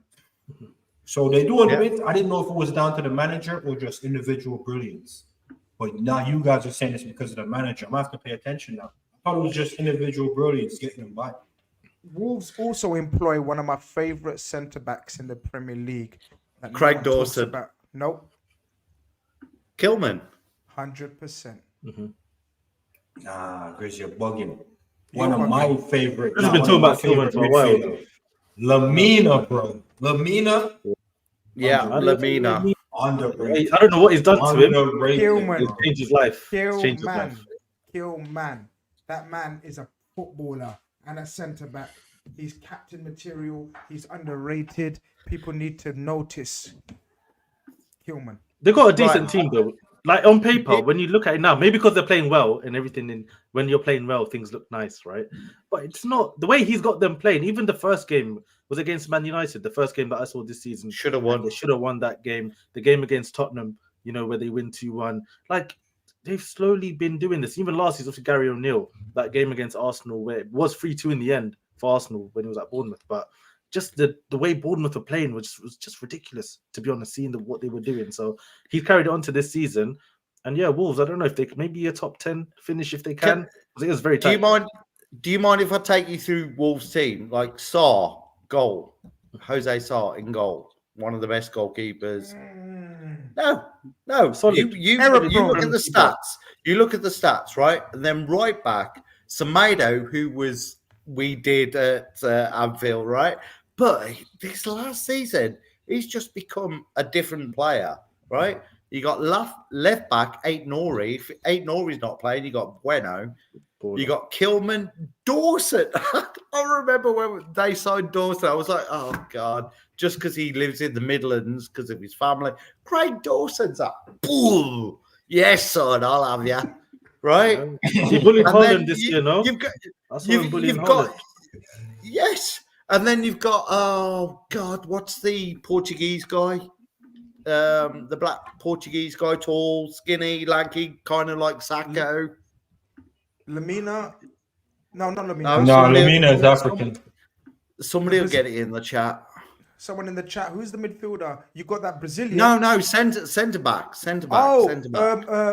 Gomez. Bowley. Has he left? Is he Or still Totti, there, whatever Bowley? his name is. Totti Gomez. Totti Gomez. Totti. Totti Gomez. Yeah. Totti You Gomez. see, Liverpool, my brother said to me, give us 60 million, you can have him. No, He's rubbish. no. I said, I'll give you 15. But he's good. He reminds me of Saka, right? So you got that, and then you got Lamina. I would take Lamina in a heartbeat. Endo Lamina. Oh, come on, all day long. And then you got Gomez. Oh, beautiful player. Beautiful player. I think he's player. getting And a then you tune got out of these players. I think these are very mid players that he's getting a magnificent tune out of. Neto Cunha. Oh, hello. Cunha, Neto, Sariba. What's Come Cunha's on, level? baby. What's Cunha's The thing level? is, Cunha and Sarabia, for example, they played for top clubs, or like Yeah. decent, high-level clubs, No, way higher. Sarabia than they're was on at the- PSG. Sarabia They're was on at the PSG. down. Yeah, Cunha's yeah, at yeah. Atletico. They're on the down. playing for top clubs Cun- in Europe, so they're not. Cunha's crap better than Jesus. Cunha's better than Jesus. Oh, Ooh. Of course he I'm not is. I would Bilal? you'll never catch me defending Jesus. So you can say what you want. You can say what- Cunha could be our Bobby if we played that way. He's a I good think player. Cunha is you're doing too Cunha much, is Gaza. Richarlison. Who's better? Who's better? Cunha, João Pedro at Brighton, or Gabriel Jesus? That's the one. Because they're all three very similar players. Jesus, man, come on. Say- Stop the slander. I'd probably take No, Jesus. Oh, come Nah, on. Pedro's cold. Grizz, This Chris is saying Grizz. this is too much. Stop it. Grizz, what are you smoking? Guys, No, I'm taking I'm having Pedro. a- I'm taking Pedro. Jesus. I'm having a chicken steak burger. I'm not smoking shit. Too much chicken for the Grizz. Are you seriously putting Cunha? Jesus. Cunha's not that guy, man. He's good. Jesus ain't that guy either, man. Let's be honest. who- man. Let's be honest. Who's playing up front for Brazil right now? Richarlison. Richarlison, and he's shot as well. Richarlison. So Richarlison. That's Cunha's Yeah. level, fam. That's Cunha's He's even level, for fam. Tottenham I'm now. telling you. I think somebody said in the chat, Cunha is Arsenal level, which is like 4th, 5th, right? Wow, I'll tell her. Look at this, man. You're Pedro right. most potential, they're saying. Yeah, Pedro is on board. Yeah. Come on, Pep- none of How your old is he? players Like are 21. João Pedro. No, man, he's not 21. He's old now. He's not young Who? anymore. No, Pedro. No. Oh, yeah, Pedro. Pedro. Pedro, yeah. Pedro, yeah. He's young. Yeah, no, Well, we've got- he's a good player. Well, Joseph loves Gaza. You know what I mean? So there you go. Result. Hey, cheers, Joseph. Yeah, I know your mate on 90 Min. What's it? The guy with the hair. Harry? What's his name? Harry. Yeah, he loves a bit of Pedro, doesn't he? Hey, Dad, Oh, no, when you no. think Jake about, Jake loves Pedro. Jakey. Yeah. When you think about the Haitian guy named Bellegarde or Bellegarde, whatever they pronounce it in Haitian, what do you think Bellegarde, about him for midfielder. Wolves? Yeah, he hasn't shown it yet, has he? He hasn't shown it. I think he's been sent off twice. I think. Oh, shit. Really? Yeah, but he played Once- 6 games. once- I think he played Wait, like this 6 is- games. wait. Guys, this is the wildest shout of them all. Unless he's trolling. Oi, Mateta is the Shut funniest up. footballer. No, listen, you didn't hear me. You didn't hear me, yeah? Shut up. I was watching the Palace game the other day, and I said, I don't know. Honestly, I was in the gym and I was speaking to my friend. I don't know why we're talking about Palace, right? And I was like, I don't know if I rate Mateta or not. Like, he's good and bad at the same time. Like, he's such an odd Zuberi, player. are you with me? Are you with me, Zuberi? Listen. Listen, Mateta. He's an a American weirdo. footballer. He's an American footballer. Nah, don't do this. No. Mateta ain't no American. Mateta's footballer. not American. Yeah. He's American. Like, sometimes footballer. Mateta moves me. I'm like, Nah. a baller. Yeah. Next second, I'm like, nah, this guy is not it. So it's one of those ones. I don't know how to quantify him right now. Let me quantify footballer. Mateta for you. All four of us, we pull up to the park. We're about to kick ball. When Mateta walks in, his whole demeanor is like, yo, Chris, I like your take. he's a professional. As soon as you start kicking ball, you're like, yo, this man ain't it. He just looks the part. Mateta ain't it, fam. Ain't Nah, at Mateta, all. bro. Mateta Sometimes he's ain't holding it, up the bro. ball. He's moving with it. He's Your linking up play with standards the are wingers. done out here, Bilal. Nah, bro. Finished. Listen. I'm just telling you what he's good at. But at the same, I'm not saying I love him. I'm not saying The told you disrespect I'm is getting confused. ridiculous. I told you I'm confused about Mateta. I told you, no. For his level, I'm confused about Mateta. for his. Can I tell you? as a player, sometimes you rate players. Doesn't matter if they play for a big team or a small No, team. I hear that. Yeah. that. We're I'm talking telling you, about- I'm watching him, and I'm just confused. I don't know if he's. Can I good. tell you a player who reminds Stay me of confused. Mateta? Yeah. Can I tell you a player who reminds me of Mateta? And he probably learned from him, Benteke. And his heyday at Villa, right? That's what Mateta is. He's shit, basically. Let's move Nah, on. man, Benteke was cooking for Belgium. Benteke was different. I remember going Villa them times. Bro, man, and was the doing the fans LeBron James were- celebration they were in that, treating bro. Benteke like he was Benteke some- was that guy. Yeah, Here you no, go. Benteke was cold. Benteke pre his calf Achilles injury. Mhm. I'm not gonna go overboard, but Benteke was a very good player before his Achilles injury. That Yeah. Achilles injury ruins footballers. It ruins them, and he was ruined after that. Benteke had pace, strength, and he was a clean striker of the ball. Left foot, right foot, and the heading ability was immense. But after that Achilles injury, he was no more. Who does that remind you of, Grizz? Like Heskey back in the day? Yeah, good shout. I've compared the Heskey to Nunes, but people don't want to hear it. People don't want to hear it. Well, Young Heskey. why? That was a good. Let's get back to Wolves. Heskey was Neto, I'll chaos. take. Yeah, Neto, I'll take. Let me shout out Tillman. Heskey. Let me shout out Heskey quickly. He's Oh, a go top on, guy. I've heard good stories about him in the Leicester area, giving things to people. Like apparently he's a lovely, lovely guy. So listen, this is to Heskey. If you're watching, big yourself up, man. I've heard very good things. about him. I've had the pleasure of doing content with Emma Heskey. I Yeah. interviewed him. He's a absolute gentle giant. He's a top guy. I've heard good things about him. Hey, Back in my day, I had a guy who used to play football with him when I was like 18, 19. And the guy played football with him when he was at Leicester. And he said he was just like a beautiful guy, a real gent. So you don't get that a lot in football, but that's what Liverpool do. They don't do dickheads. Wait, hold on. Which Jezza is this? This is not the Chelsea Jezza, is it? I hope It must be, you know. I haven't Come seen outside, man for bro. a year, bro. A whole Oh, season. yeah. If that's the Chelsea Jezza that used to come on when we first started the calling show. Chelsea are winning, so come back, man. Come back. Come back. Man, come back. So enough of your nonsense. Oh, I got 1 more minute of your nonsense. Okay, so where do you guys think everybody's going to finish now in the league? Your real quick take. Top 5? Top 5. Go on, Bill. Go. Liverpool, Man City. Yeah. Arsenal, Tottenham, and Villa. Flip this script. Liverpool. Did you say Liverpool, Man City? Villa. Okay. Spurs. For me, Arsenal fight. wait, say that again. So same five. Liverpool So same will win the five. league, yeah? Gosberry, come again. Oh yeah. Liverpool win the league. City second. Villa third. Spurs then big. Represent the Australian community in that, fam. And then didn't- Arsenal 5th, bro, where y'all belong. Europa I didn't even seconds. put Arsenal in mine, did I? You did. You Did had I? him third. I did. Yeah, I you thought put did, Arsenal top 4. I'm a little disappointed, but I let it slide still. Bilal? City to win the league. I'll go Liverpool second right now, and I'll put Arsenal third. And I think Tottenham Shut will up. sneak fourth. Yeah, I think Tottenham will sneak fourth, and I think Villa. Yeah, Villa will finish. I think they'll finish fifth because of the Conference League.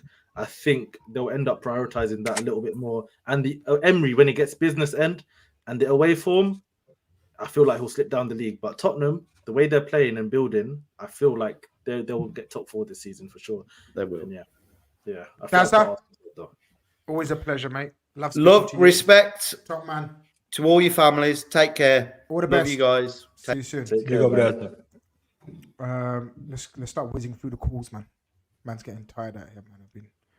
It's been a long day. Okay, Mike Das, K-Mac, Quasi, Don Smoke, MBA's in the building, my good friend, and Amar. Mike Das, Quasi, K-Mac, Don Smoke, He's a MBA, Liverpool guy, you know. Amar. Him, go. K-Mac, and Quasi are all Liverpool. Guys, help guys. me remember that order, innit? In case people think Yeah, I I'm got you. I violating. got you. I Yeah, got you. yeah. You know how it is, man. Mike Das, welcome to the chat, my bro. Hope you're doing well. Yo, what's going on? How are you? We're good, bro. We're good. Good up, We're man. good. We're good. What's happening? Nothing much, We man. see I mean, the I got cap. So Liverpool fan right there. So here we go. Yeah. There Oh, you Mike go. Daz, the guy I rated most for tactics in that. All right. But You say, Mike. I've got 115 reasons not to talk about City, so I'm just not going to say anything about them. Even though I will, what I will say about Newcastle is that they had an abundance of opportunity to go up at least 3-1 in that first half, and the whole thing would have changed. So if there's anyone to blame, if there's anyone to praise, if there's anyone to criticize, it should be Newcastle for completely changing the way that they played between first half and second half and losing the game, not the other way Could you around. pinpoint anyone specifically in Newcastle for that manager? No, certain no, right no. wing player. No. I think in general it was just the team. They came out in the first half, they were pressing high, they were getting an abundance of opportunities on the counterattack. City's biggest weakness is when they have the ball, right? Like their biggest strength is having the ball, the biggest weakness is having the ball because it's like a hot dog down a hallway when it comes to transition defense. You can just slice them open if you have quality. And I think that in the second half they just kind of were like, oh my God, we're 2-1 up against City. Let's just sit back. Like we can hold on to this. We can continue to defend. And obviously they capitulated. But I think it was more towards the changing of play styles of anything. But I've been hearing you guys talk a lot about Liverpool and your confidence. And I mean, as much as I'd like to be as confident as you guys, I just don't know if I can be, because when you look at the schedule remaining, right? If we win our next 7 games, including Chelsea at home and Arsenal away, then fine, sure. If we go into that City game and we've won every game, and City have won every game, and that point we could take a 5-point lead, and that game we could take a 5-point lead, fine. But City pretty much only have that game to worry about for the rest of their season. If I'm looking at their schedule and I'm being 100% objective, they have us away and they have Tottenham away. I mean, and Tottenham away only because that's their bogey game, right? Outside of that, like realistically, they have the better opportunity to win out, right? Because at this point in the season, what I'm thinking of is if we draw 1 game in the next 7, we're probably going to be even with City on points going into that. And that's if we only draw 1 game and we win every other game, because City's next 7 games are a joke. And if Kevin De Bruyne is back, then it's going to continue to be a joke. Kevin De Bruyne doesn't fix their weakness, but what Kevin De Bruyne does is he makes it so that they're guaranteed more goals, right? They're still going to be sloppy in defensive transition, but now they're not going to have Julian Alvarez hitting the ball sky high, because City could have scored a lot today before Kevin came on, and he comes on and he changes everything.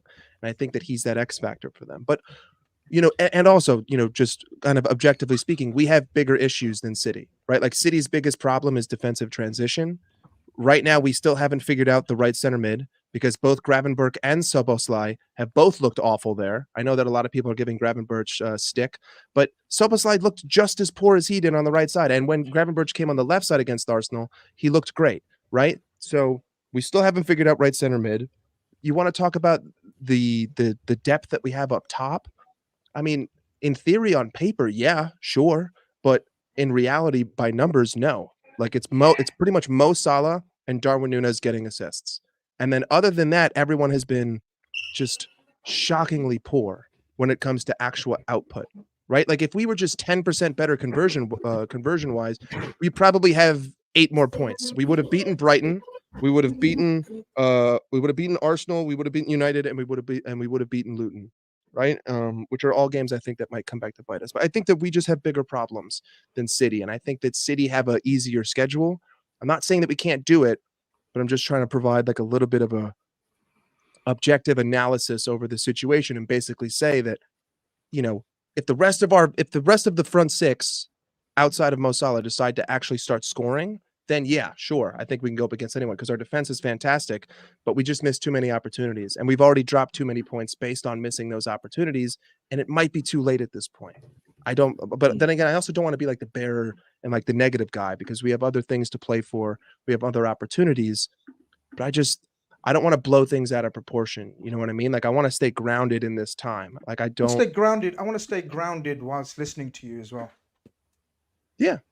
I want to stay grounded whilst listening to you. And you've made a whole heap of points and then you said objective. Someone tell me what objective means, please, because I'm not educated enough. Just based on facts, that's the way I take the word objective. That's what I thought. Yeah. Hold it right there. Thank you, Bill. The fact of the matter, Mike,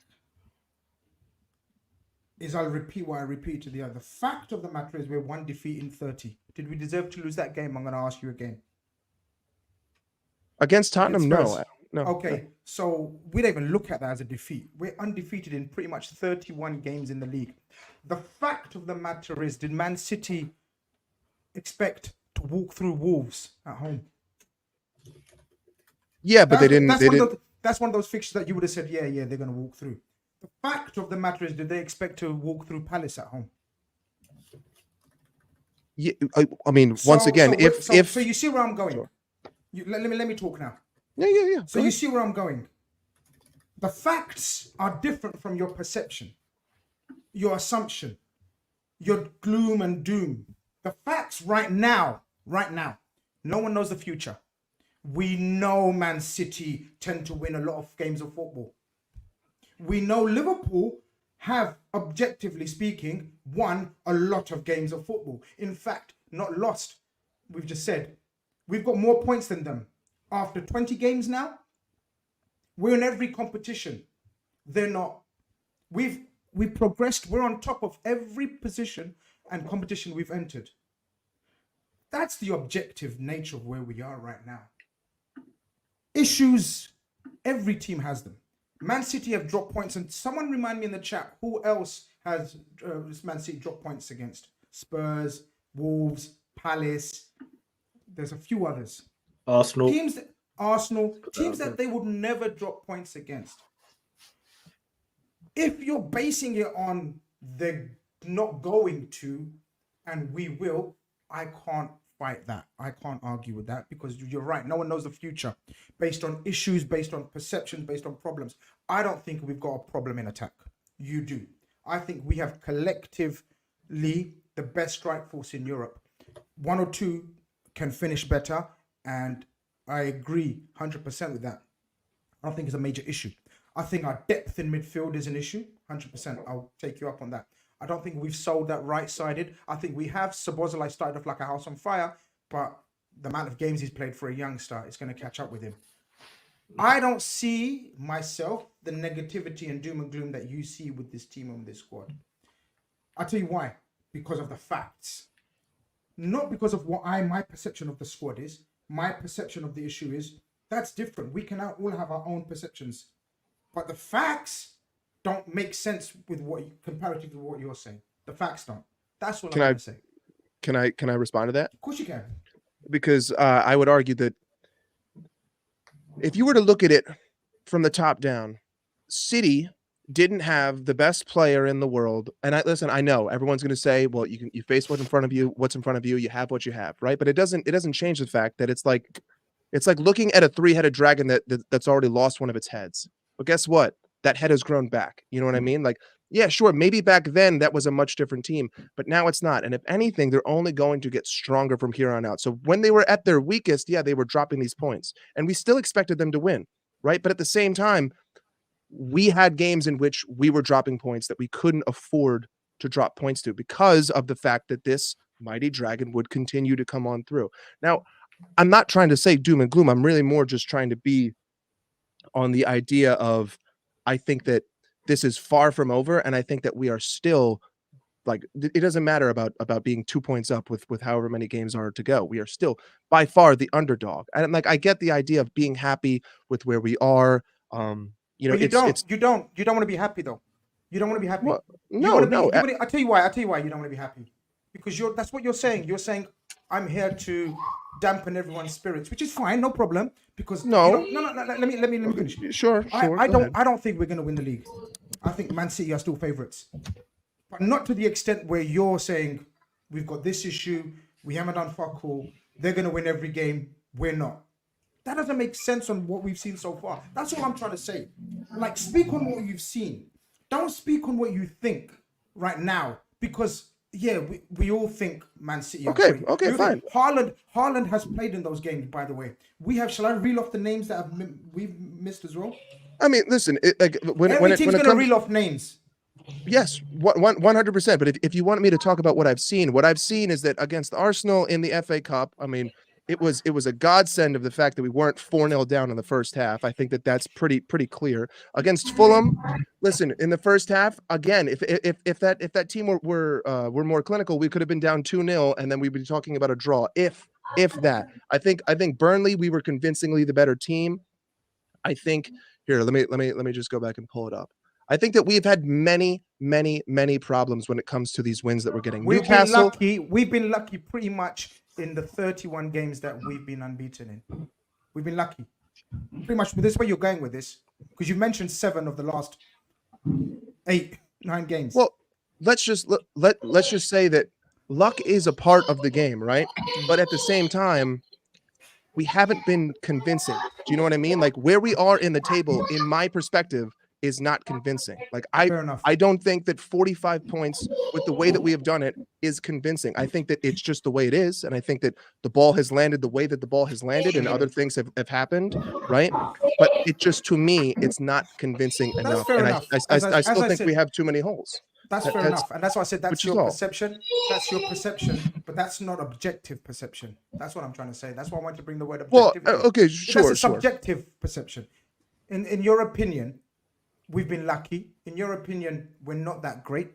In your opinion, Man City will win every game remaining, and in your opinion, we will drop a lot of points. How far will we finish behind City, or in fact, will we finish second even? In your opinion?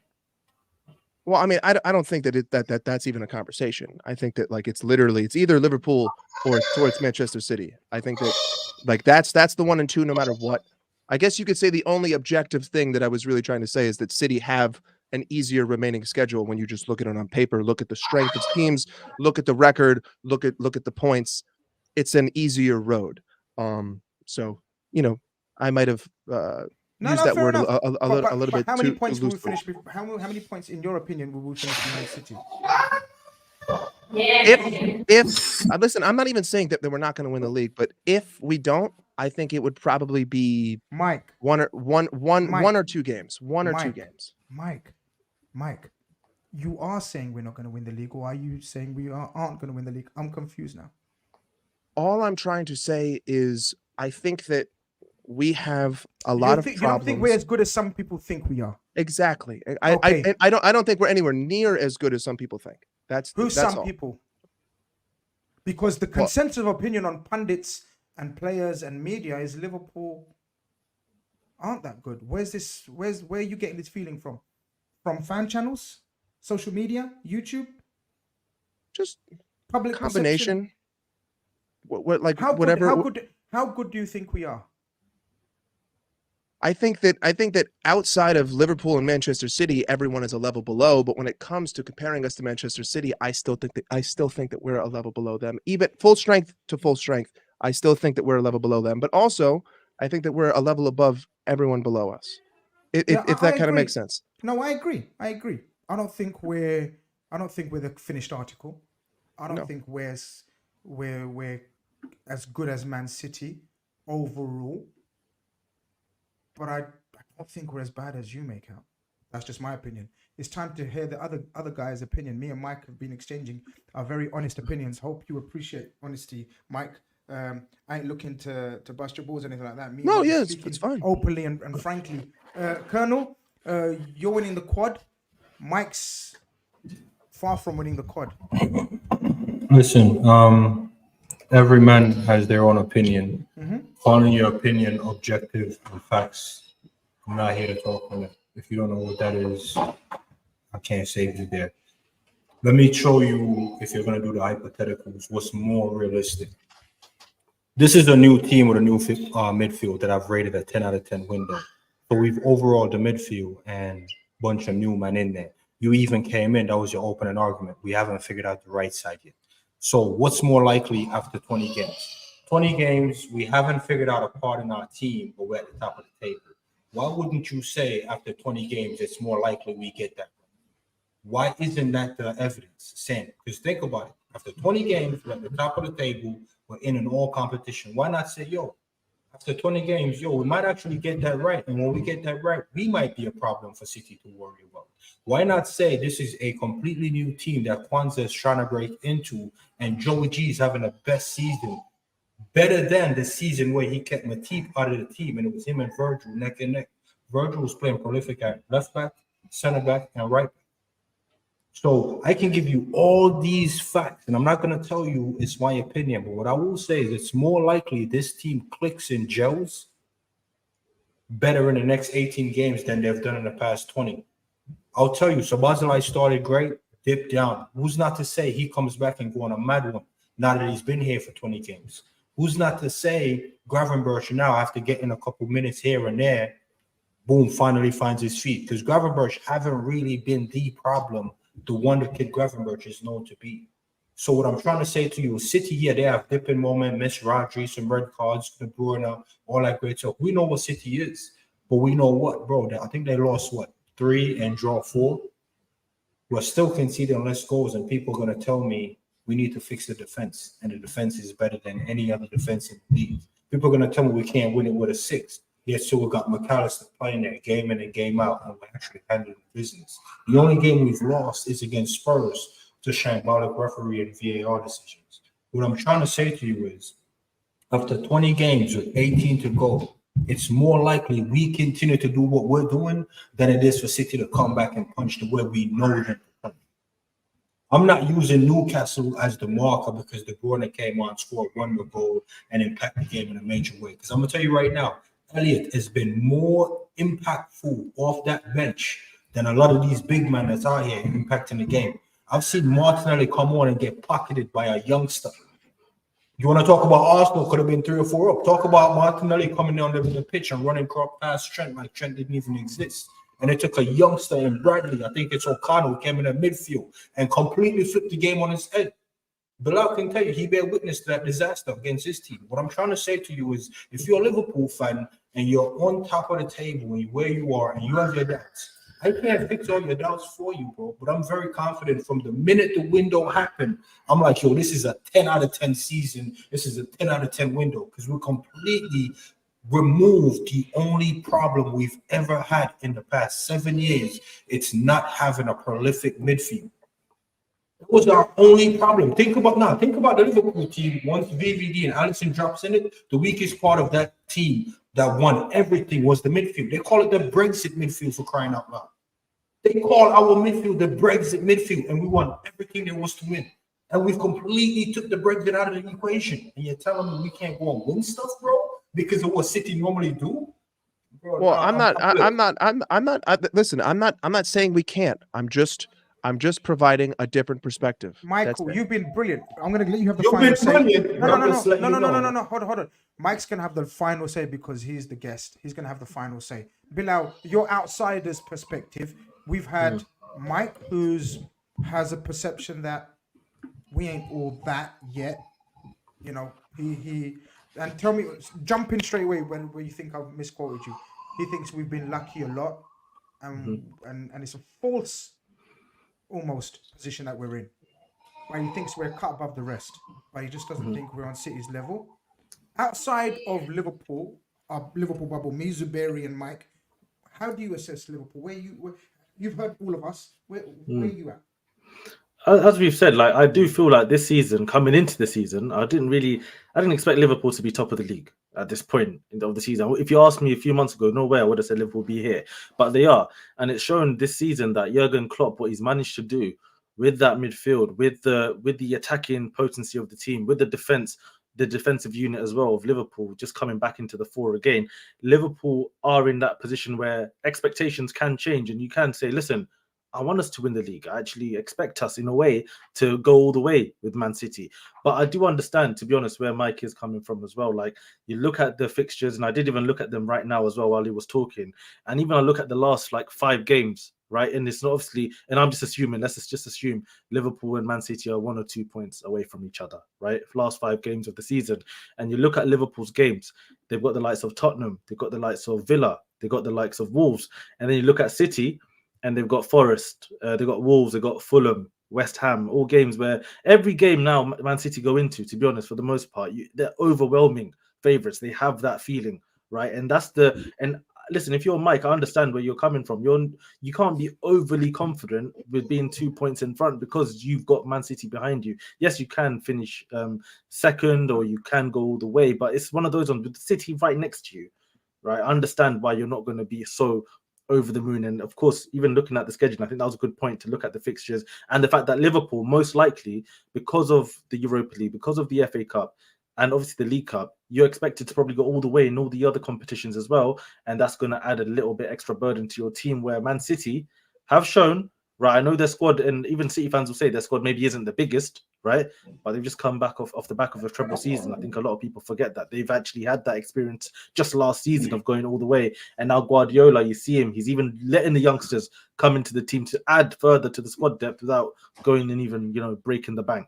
So I understand, to be honest, both sides. I understand the Liverpool fan who's seeing his team right now, top of the league, playing well, looks like they can score goals past any team. You see Van Dijk back there, you see Alisson in goal. You look at that just when Trent's in the team, takes it to a completely different level.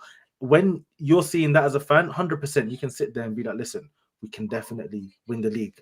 But I definitely understand the feeling of someone who sees Man City and feels like, even if everything goes perfectly for us, right, it still might not be enough. And that's, I think, the lingering feeling of a lot of people. And that's why, I understand both sides, to be honest. So I don't think one side in this argument, I don't think one side is wrong. I don't think one side is fully right. I feel like both sides have a lot of truth to them, to be honest. It's not just so black and white. So yeah, it's just one of those ones. But if you're a Liverpool fan, you should be happy with where you are right now.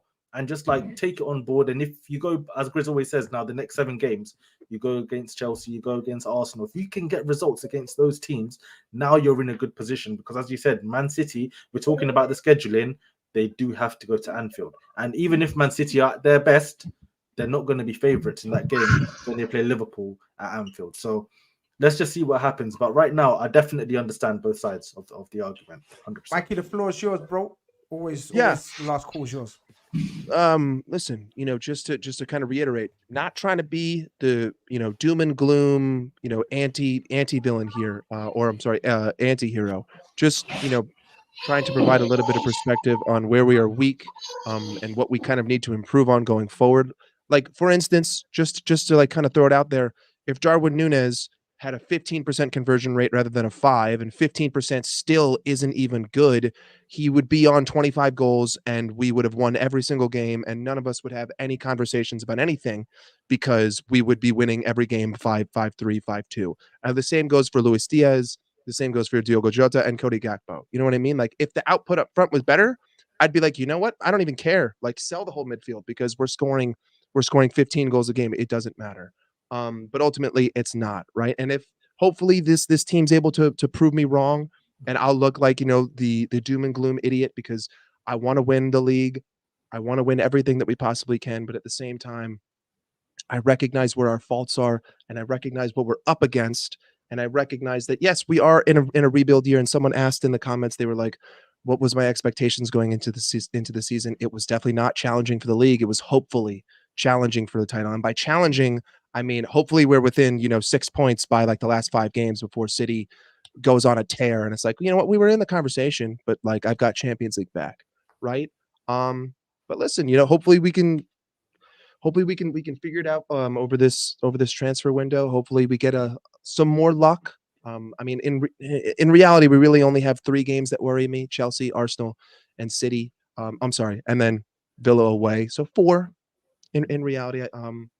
But you know what? That's all it takes is to draw one of those. But either way, hopefully the output goes up, and I'm wrong.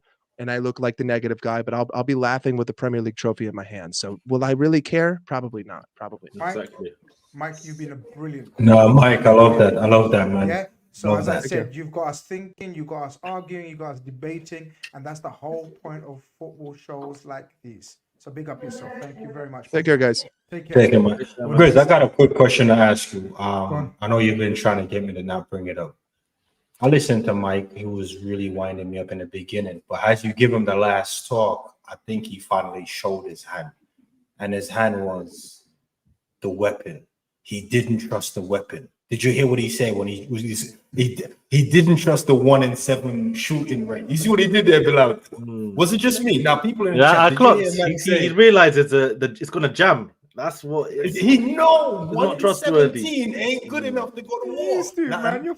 You're no, used no, to no, used to listen, fucking with listen. the wrong breed. Get out of here, man. I Nah, got listen, cool Grizz. already. That, I apologize, but he didn't trust Nunes. His whole problem was just Nunes up top, bro. Solid 300 of our family is still here. Solid 300 of views.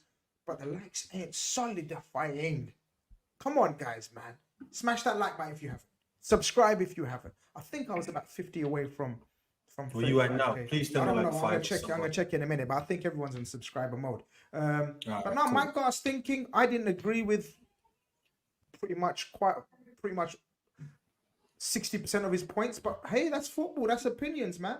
But I love the way he brought them up. That's his mentality. He wanted to speak on it, and this is what this show's about. Speak on what you think. How was your Brilliant. poll doing, Grizz? How's the poll doing as far as weapon? Nah, come on. You say you're leaving up for the whole show. Let me see All what right. the poll is doing. All right. The poll is saying 51% Isaac, 38% Nunes, 11% Watkins. Wow, 38% Nunes.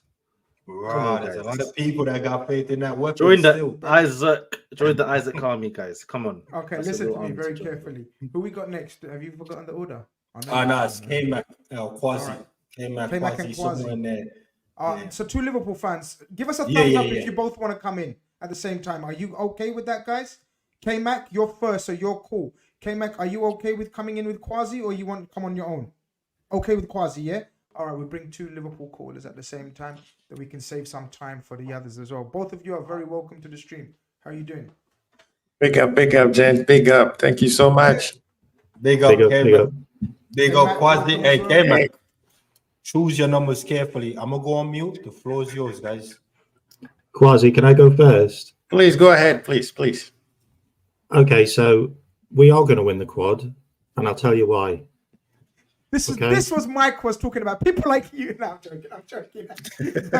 I'm joking. And I'll tell you why. I came on this show probably about a year ago, spoke to you, Grizz, and I said that Klopp wasn't doing his job. Klopp got brought in by the owners. Yes, I remember. Yes, I remember. After we lost that quad, because we went through trauma, like serious trauma. I know I did for the last 10 games. I feel like the whole team, the management, the coaches just could not get over that. And we had a stinky season because we just felt like we couldn't win. The whole team was just demoralized by what happened to us. And I feel like all that soul searching, I also feel like ripping out that entire deadwood midfield of old players and faces that were in the changing rooms that obviously went through that trauma. I feel like it's just completely revitalized the squad. I also feel like it's revitalized Klopp. And I feel like maybe his family and his friends and people around him have made him fall in love with Liverpool again, because what he does now is just completely different. Like, he's doing in-game tactics. He's doing from 3 substitutes in games, like last season, to 5 substitutes. He's playing more players that he wouldn't have played before. He's trusting the youngsters. He's trusting players that aren't in form and moving them into different positions, which is helping them to improve their game. I think he's going to bamboozle every single team in the league and every single manager in the league, because he is the best manager in the league. Like, tactically wise, he's got it all back. The squad has got so much energy. Like, we've gone behind 17 times this season and come back to win. Like, nobody, like, we fear nobody. And when teams play against us now, even though they scored the first goal, they know we're going to equalise and they know we're going to come back. And this feels like the team where teams had to score 3 goals to even be in a game with us. And the only team that's done that this season is Fulham. And we still beat them. Guys, we're winning a quad. Like, I don't care what anyone says. Man City have got a harder run. Like, Man City had 94 minutes to come back and get an equaliser. Sorry, get the winner. Like, we've got referees against us. We've got media against us. We've got football channels against us. We've got 12:30 kickoffs. We've got goals that have been disallowed that were onside. Like, VARs against us. Like, seriously, we're exactly where we need to be as Liverpool. And that's the underdogs with the world against us. We are winning the quad. There you go. Kwasi, Hey. he wanted to go first. Kwasi, I don't know how you follow that too. No, I mean, And one more thing. Go ahead. We've got a secret weapon called Curtis Jones. 6 GA in the last month. He's not a secret anymore. Ain't a secret anymore. I heard certain never man been a that was secret to flirting me. with him. I heard a certain man that was getting a salt-based steak in his mouth was flirting with Curtis. Yeah, man. but I'm in. I'm Bring gonna that do up. this. I can't follow what K-Mac just went. But I'm sorry, the Liverpool fan that came earlier, shout out for him for giving out his opinion, and he's entitled to it. And he tried to make a good point, but he sounded more like an Arsenal fan to me than a Liverpool fan. I'm tired of people always saying, you, if you're a supporter or call yourself a fan and say, I'm trying to be realistic. There's no such thing as being a fan and try to be realistic. You could always make assumptions and judgment based on what has happened. The league, the league that changes every year. Yes, City is very good because they have a secret weapon by the name of Pep. But City are not the same City as last year. So why do everybody assume that they're just going to come in and blow the whole league out? The way Newcastle scored those 2 goals, that is not a team that you said is the best team in the world. We need to ask questions about Eddie Howe, why you came in the second half and decided that we're going to park the bus and take the 2-1 win.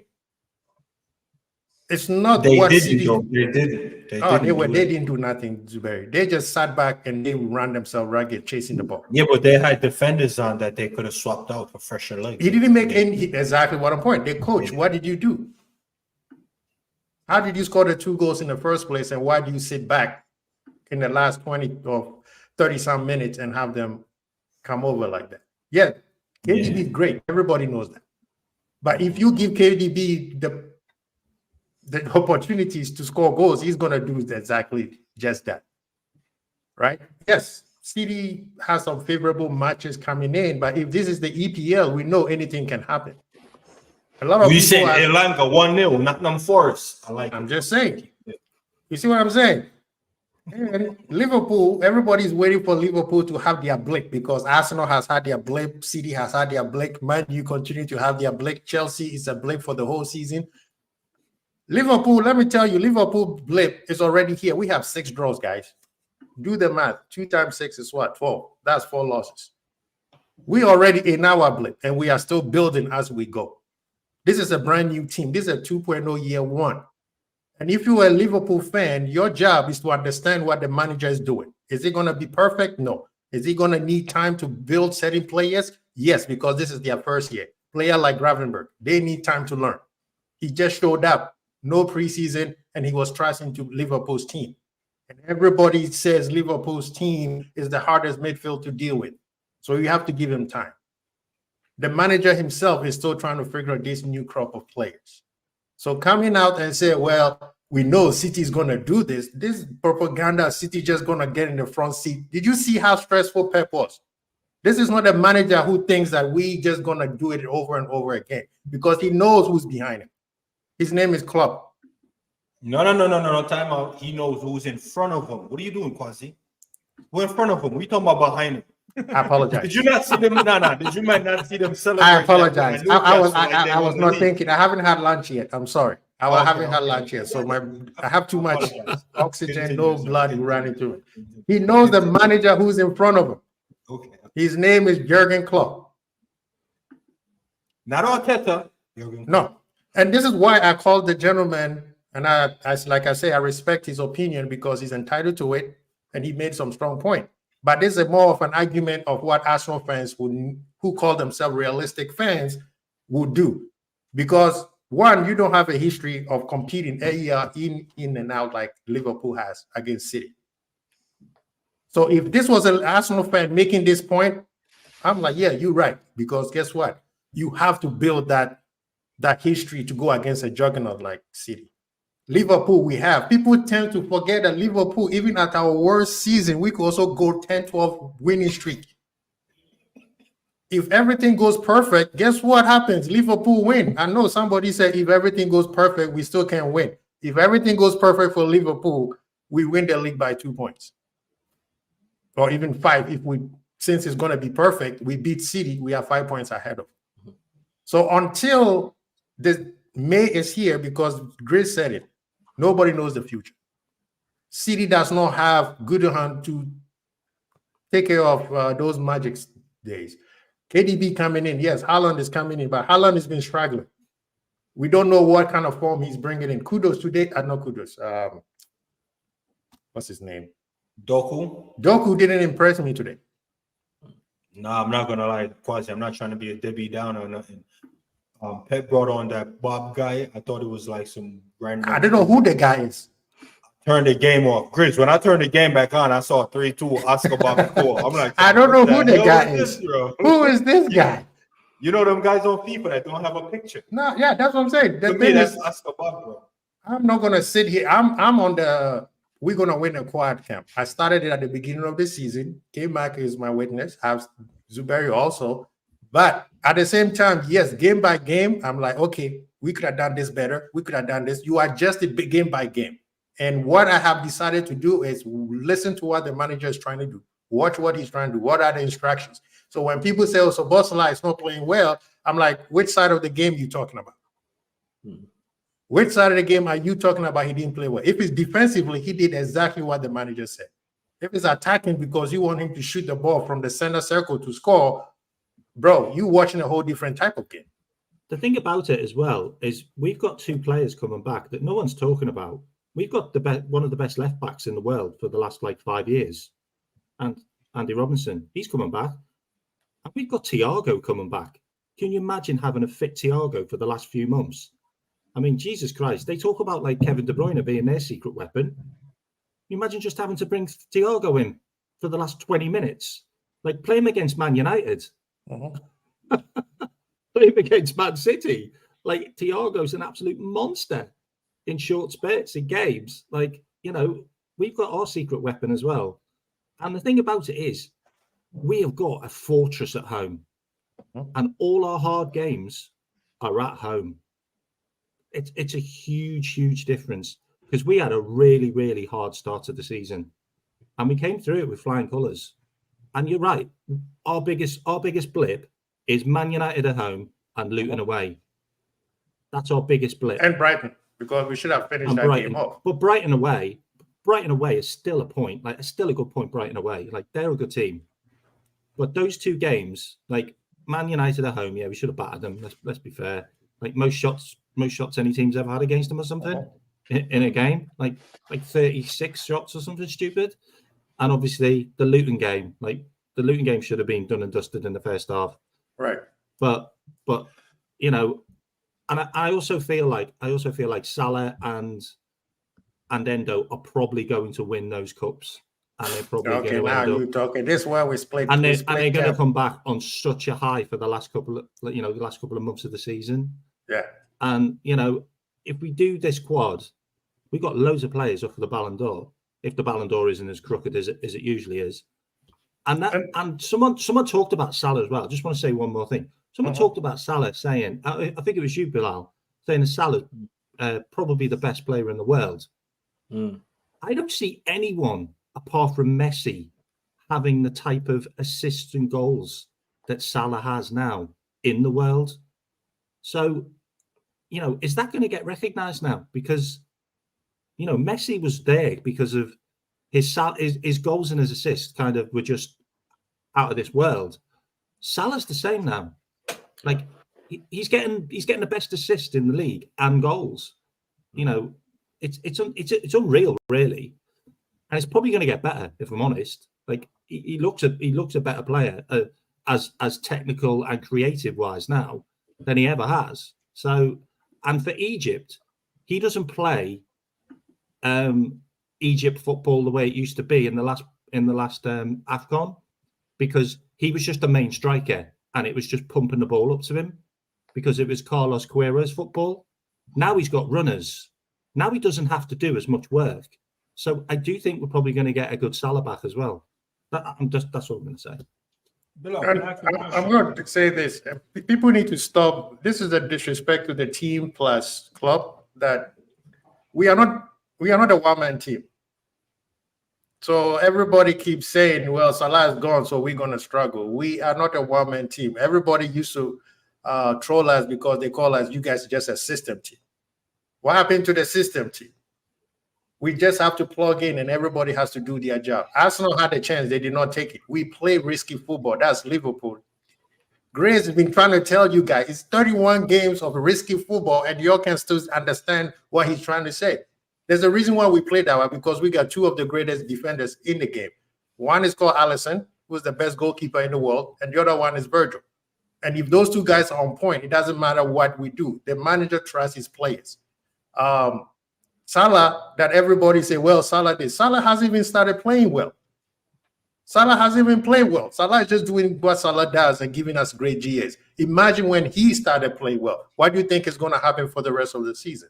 If this is the worst of Salah that we all have seen. I'm just saying.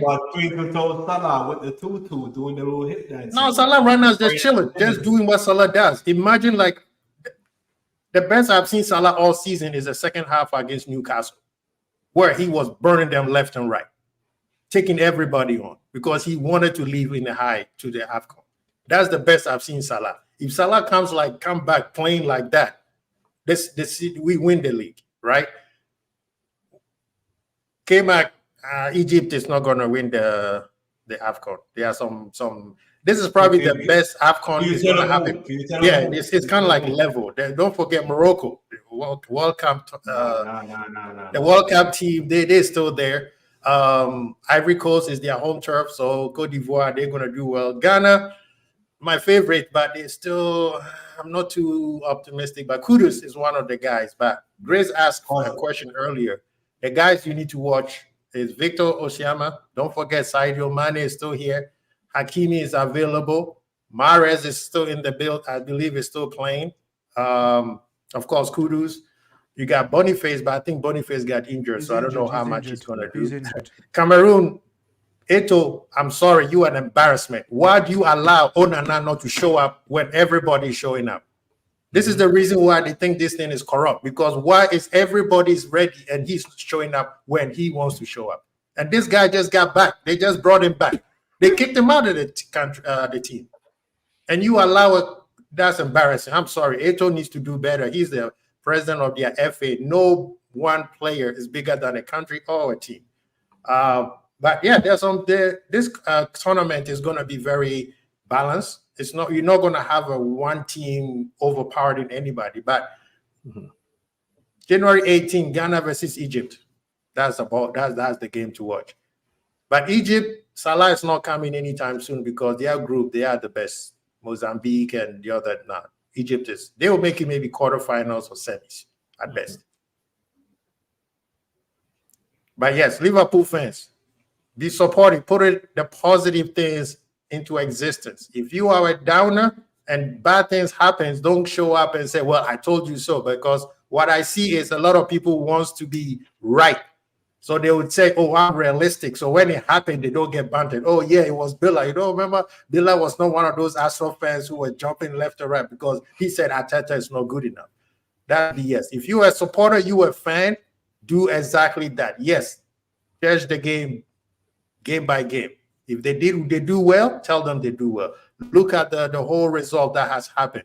Liverpool has played the same thing over and over and over. At this point, you can't call it luck. We create our own luck. We create our own luck. We played against Arsenal with their best team, and we gave them opportunity to win the game, and they still couldn't take the chances. Now they're like, oh, if we had scored, if I had 10 billion pounds, I would be buying Liverpool. I don't have 10 billion. I barely got 10 pounds on me. So guess what? I'm not a billionaire. So stop with this if it's annoying already. And Liverpool plays better when the games are hard. The so-called weak teams, we don't do well. Remember Manchester United, the weakest team in the league, and we couldn't beat them. So I'm just saying, we need to stop this if stuff. If we play well, let it be known. If we didn't do well, let it be known. Don't come in and say, well, City has not been playing well all season, but everybody should assume that they're just going to do the same thing over and over. If they do it again, then the rest of the league is crap. Guys, really enjoyed that. Bilal, can you do me a favor? K-Max put his channel in the private. Can you put that in the main chat so people can go and give us? I didn't know he had. So I don't know. I don't know how to do it. So make sure you guys go and check out Quasi Bowl TV. Big up, Grizz as well. Most of these. Bilal, I'll be watching you. Stop making those comments on Twitter, man. Which one? Nah, Bilal, the terrorists on Twitter. I heard the terrorists. Have you seen some of those deep fakes of Arteta floating around? They are amazing. If I see that, guys, if you're not following Bilal on Twitter, you're not doing Twitter right, man. And you have to follow Bilal with an open mind and know what Bilal is all about. Because Bilal is one hilarious dude on Twitter, man. Make sure you go and check out Bilal. Make sure you go check out Quasi Bowl TV, K-Mac channel. So much, Grizz. Big up these guys. Thank you very much, guys, for coming. And you got me excited. You got me hyped. I was very big up. Good to see you again, man. See you, Bilal. Thank you, Grizz. Wicked, guys. Respect. Thank you very much. Speak soon, guys. Take care. Yes, sir. Thank you. Take care, man. Thank you. Take care. What we got? We got Don Smoke. We got NBA. We got Omar, and we got Register Kev. Register. Gotta say it properly, bro. Register. Register, yes, man. Register. Don't Smoke. Come on. Yeah. Don't Smoke. NBA. Omar. Register. Wait, I thought that's Kev from Long Island. The money. Yeah, is it not? I'm pretty sure it is. Yeah. Let us know in the chat. But I'm pretty sure it is. I don't know that. Yeah, it's him, man. Don't Smoke. It's been a while. Shout out to Panel. I remember the last time I was on here, I was telling Bilal that they're not going to win the league. Right? And he thought I was joking. I was explaining to him, you don't understand the big boy league. Like, there's a reason why it's 20 years. And he thought I was just waffling. I was like, you don't get it. When it matters, when it's crunch time, you mans will disappear where you belong. And this year you took the jet early for whatever reason, but I'm not gonna go into that, right? We thought you taught Arteta, man. We thought you taught Arteta the tricks, but it turns out you didn't teach him much. You didn't teach him much. He skipped those lessons. He thought he knew him. He thought all you need is just a dog called Win. and Yeah, that one. and everything is taken care of. That one was Nah, yo, That you're one was killing me, funny, bro. bro. Nah, you're killing me. But to be fair to Bilal, Bilal didn't get too giddy last season. His Twitter and when he's on my channel is totally different. Like here, he's more realistic. On Twitter, Nah, Grizz, I heard he's a you. villain. No, Man. He's a villain. Nah, I think Zuberi was on the channel. He's my witness. He Okay. Grizz. Oh, was I'm he? telling you. Okay, it's my bad. Grizz, My bad. I'm telling you. You need Grizz, to reload the I'm telling tapes, you. man. We need to reload the tape. I've already Good. forgot about last season, man. I don't remember that Grizz, stuff. I'm telling you. Was he a menace? Energy, Was he a bro. menace? I'm not even on Twitter, and I'm getting screenshot of Bilal's Twitter. Fam. I'm like, yo, these men can't win. Fam. And No, you're but real right, talk, Dan guys. Smoke. You Last came in and you gave him the smoke year, still. right? Guys got to be honest here. Last year, like they bottled it differently. Let's be real. Arsenal bottled the league. How long were we top of the league? Was it like 93? No, bro. It's the longest in history. No, No team has ever been top that long. No, Yeah. Bilal. Bro, even Arsenal never been top that long to bottle it. So I No, was thinking, Bilal, you just surely bottle this it time. in an Arsenal way. Like it's an Arsenal way. Like y'all come It's up not, with, bro. The thing is, you don't get what it means fight till the end. You don't get it. But listen, Don. Now that we got you as well, Yes. and look, you may think it's not ironic or coincidental, I should say, that you're on today when you've won and you're 2 points behind only. Yeah.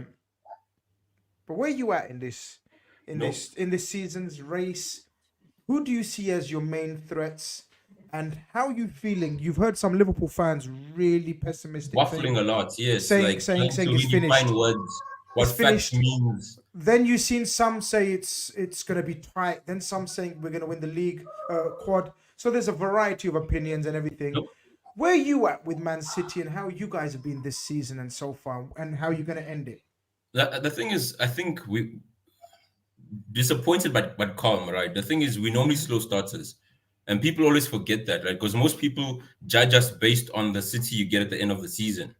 Because if you go back the past 5-6 years, normally by this time we're not too far off where we are right now, right? We just disappointed in how we dropped our points recently, right? But then we have to put in fact that first of all we're coming back from a treble, right? So you need to remotivate the guys, and guys are tired.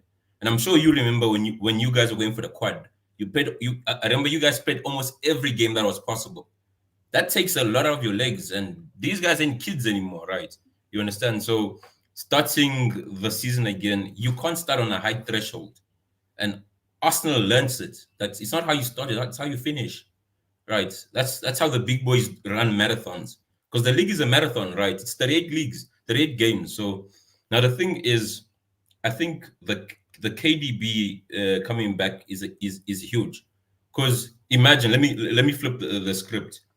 You guys are second in the league, and Mo Salah is coming back. And on his night coming back, you guys are about to lose. Scores a goal and he puts in a crazy assist. How would you guys be feeling? Exactly Right. how you're feeling tonight. You understand where I'm coming from? Because at the end of the day, this is our X factor.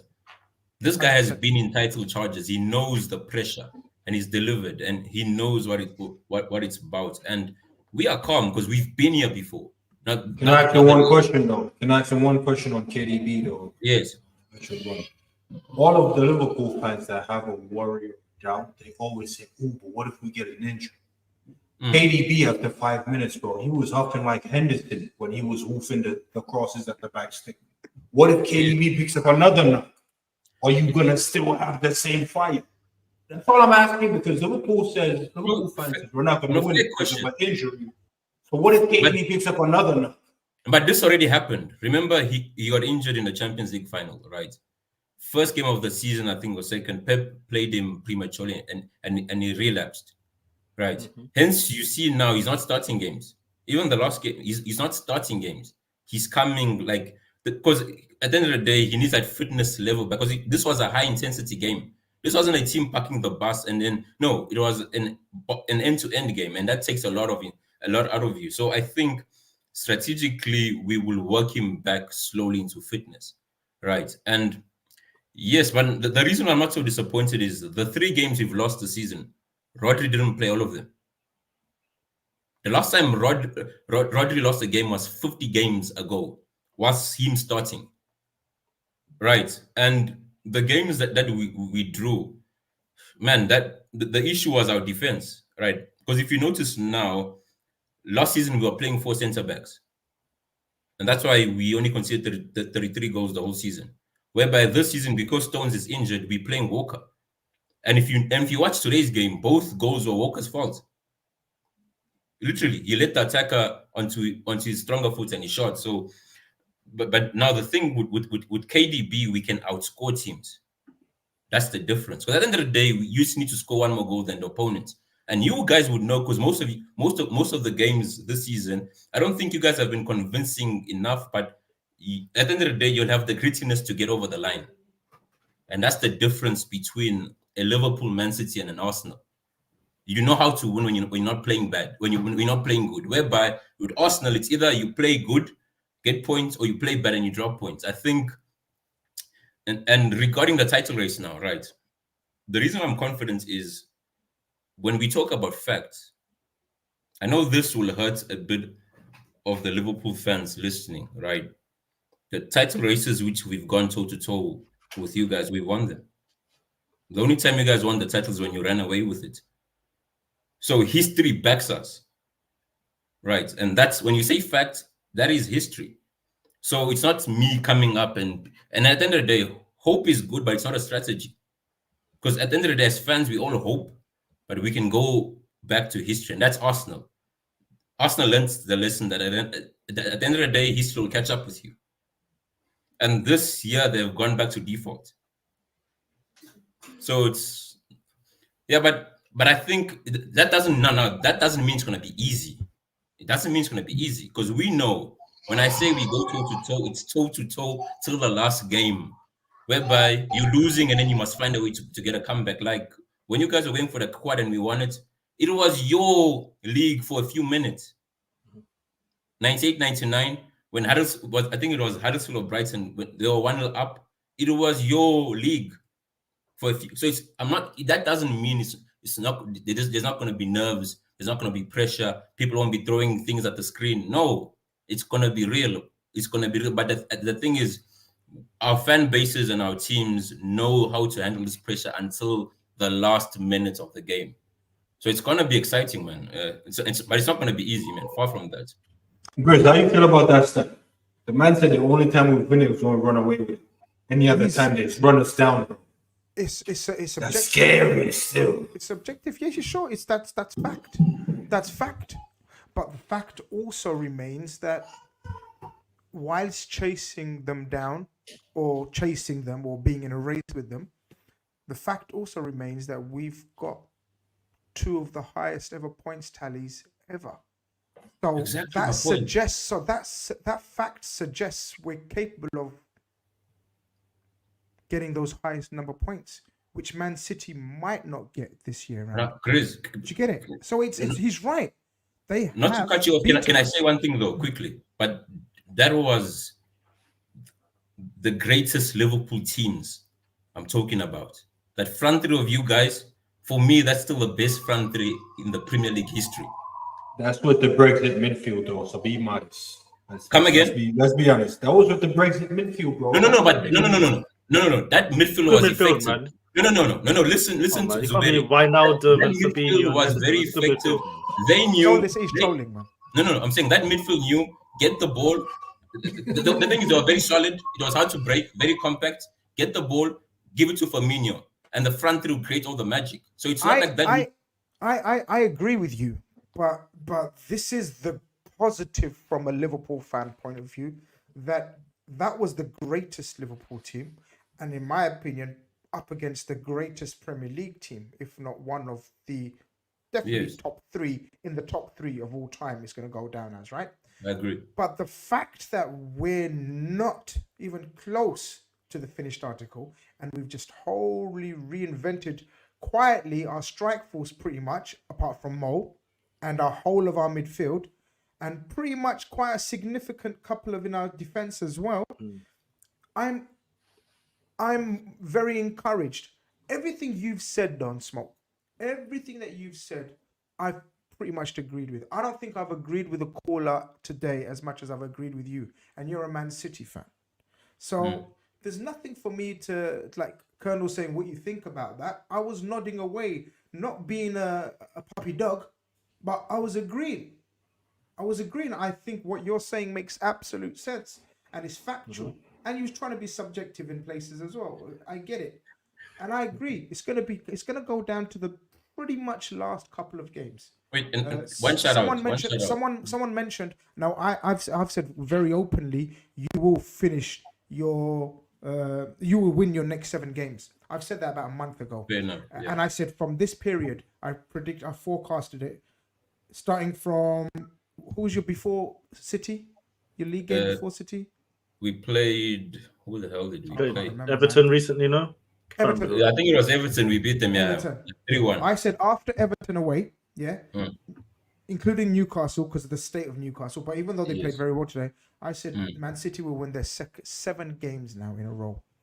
We have to be either on. If we're on top, then I make us favourites after the next 7 games. And if you're on, but I believe we will be a point or 2 behind you. Just my opinion. That's not really negative, like that other brother who was on earlier who was saying we're just not very good, right? But I think after the next 7 games, if we're a point or 2 behind, it's game on. No, but if we're on top after game weeks, after the 7th game, then I think we're going to win it. And that's how I see it. No, Grizz, you know what's funny though about Liverpool this season, right? The games which I would expect you to like bash your opponent, you struggled in. Like, for example, United.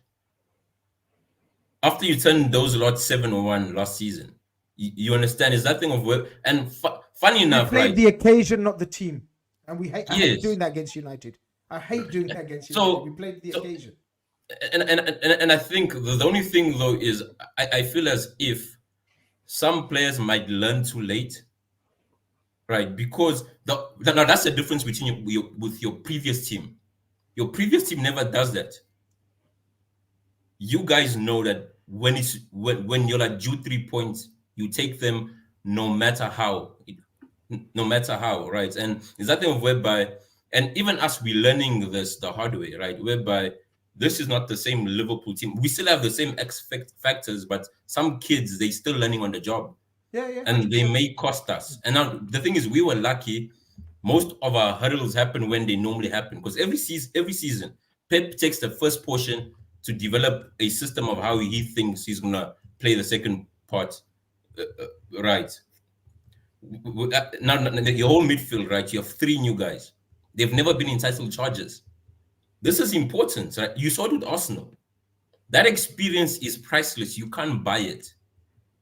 It doesn't matter what training you go for, whatnot, unless you've been through those moments, the heartbreaks, the joys of getting over the line. You can't buy that experience. So the thing is, I don't think it's going to be a foregone conclusion. Even no one is going to run away with it. And teams, and we will drop points in games which we are extreme. Can you remind us, because obviously a lot of Liverpool fans we were struggling to forget the games that you drop points. So we remember Wolves, Palace, Spurs, Arsenal, Villa. Yes. They're the 5 that come to mind. Is that right? We've dropped on 7, but we've lost 3, right? We lost Arsenal, Wolves, and Aston Villa. All of them, Roddy didn't play them, right? And then you have Palace, you have Spurs, you have Liverpool, and then the other one is Chelsea. Then you have Chelsea. There you go. Right. So it's look, and you're right. Look, none of those games really anyone would have said, "Wow." But Palace, we always struggle against Palace every season. But it's mad. This is the way football works. It's crazy. And Spurs. Yes, as I'm saying, like, but even Wolves at one point, I think Wolves was the only shock of the season. Chelsea, we normally beat them, but that was a basketball game, 4-4. That's an anomaly game, right? But I think only Wolves so far we would be extremely disappointed. But the rest normally it's not. At the end of the day, man, Liverpool, City, it's either a draw or one team beats the other team convincingly. 100%. That's how they always go. the way. Yeah, I think it's a fantastically set up for the final. 3-4 months. I think it's going to be magnificent. You guys, I've said it. I think you're going to walk away with the Champions League. The FA Cup, you're going to be in there. I think you'll beat Spurs this time round. And the league is there. I think we are favourites for the Europa It's a League, coin toss, along with a certain Xabi Alonso's Leverkusen, because Xabi Alonso. Yeah, no, they're Leverkusen playing look so ridiculous. Last minute tonight or today. They're not letting go. They're not. When Yeah, man, it's crazy. Bilal, like quick shout out. Thank you for being silent during the big boy talk. I think you listen, man. I'm just here. Listen, observing. I'm hoping. Learning. Listen, you know what, man? You never know what happens from the shadows sometimes. Sometimes you just chill around the corner. Nah, when you switch off the light, the shadows disappears, man. You switch off the light, the shadows gone, man. Sometimes you know what? Darker and scarier, but you know what it is? Last season, I said, right? Even during the World Cup when De Bruyne was looking like tired, looking heavy, I was thinking Man City. I said at the time they need to give this guy like 6 months off because really and truly Man City can win most games without him, right? Just let him relax, and then when he comes back, he's fully recovered. Because it felt like he was always playing on edge. He just overusing him. But now I'm looking at De Bruyne, and right now, forget Haaland, right? With this team, without Haaland, I put City as the favourites, right? So imagine now when Erling comes back as well. City could go on a different level. So yeah, the Champions League, not many teams. Who's done it? They're winning the Champions League. From Madrid, no one. You think back to back? No one. What about yourself, Bilal? Aren't you counting yourself as a first time? I think they're the only team that can stop you. Listen, stop us. Champions League. I don't think they beat us in count. It depends on if we get past Porto. Let us play Porto first. Remember these words, Don. Remember these words. They are the only. I remember them last season and they didn't amount to anything. No. Forget last season. The thing is, when it counts, Arsenal becomes Arsenal. They're not going to win the league, so they've only got to focus on that Champions League. And I'm telling bigger you fish now, to fry. We've heard this thing last season. Like they're not going to win. The fish disappears. Grizz. It depends. It is a cup competition. It's a cup competition, and listen. In cup competitions, anything can happen, right? 100%. If we get past Porto, and it'd be Liverpool. I don't think you understand the levels. No, listen. Even our last 2 FA Cup wins, for example. I know it's not the Champions League, right? But most people wouldn't have said we'd beat City and Chelsea. It was 2 times in 2 different FA Cup competitions to go win those trophies, right? With That's the Champions heritage. League, like, you have the FA Cup heritage. Yes, once you cross the shores of England, Colonel, you leave. But remember what Man City. Look at the way City talking about the Champions League now. Look at the way they're talking about the Champions League now. What did we used to say about Man City? Oh, they haven't got their heritage. They haven't got this. They got that. No, I don't think it's only Liverpool. Man, they got that overseas heritage. Yeah, you overcame that heritage and that history of not. No, but we dealt with the treble. Like, line. No, Bilal, you don't understand. Like, you gotta win something serious to even. Oh, for sure. I've said that before. A lot of teams have won the Champions League without being good in the league. Chelsea, 2012, were terrible in the league. Liverpool, they won the Arsenal, Champions League. Arsenal. I'm waiting for. That was their first Champions League as well. You wouldn't have said they got the heritage and history of winning Champions League. That was their first one. So it's a cup competition, and when there's a cup competition, and if the draw goes right, they saw last season who got to the final. Inter. We're watching Inter and Milan. They've won a treble, bro. Don't. Okay. Time out. Done. We ruined football, guys. Oil money has ruined football. We got oil teams cooking heritage. I really enjoyed your call, but we've got a couple more to get through. We've only got about 20 minutes left. Thanks for having me, guys. Brilliant chat. And Bilal, thanks for your silence. I appreciate it, man. Thank you for taking a knee. Grizz, thank you for taking a knee. Moment of silence. Oops. Luckily, there's not many more Man City fans, so they can win the league without. And he's the only guy who'll give me stress. So I'm all right. Just a few minutes left and a few callers left. Let's get through these now. Omar, are you there, my friend? Yeah, I'm here. How you doing? What would you like to speak about, my bro? I'm all right, bro. I just want to say big up you, Grizz, and big fan of the show as well. Big up the 2 lads as well. I'm a Chelsea fan, right? and I've been watching Liverpool, and I just feel like how we're looking at Klopp. Like I just feel like Klopp needs to win this season.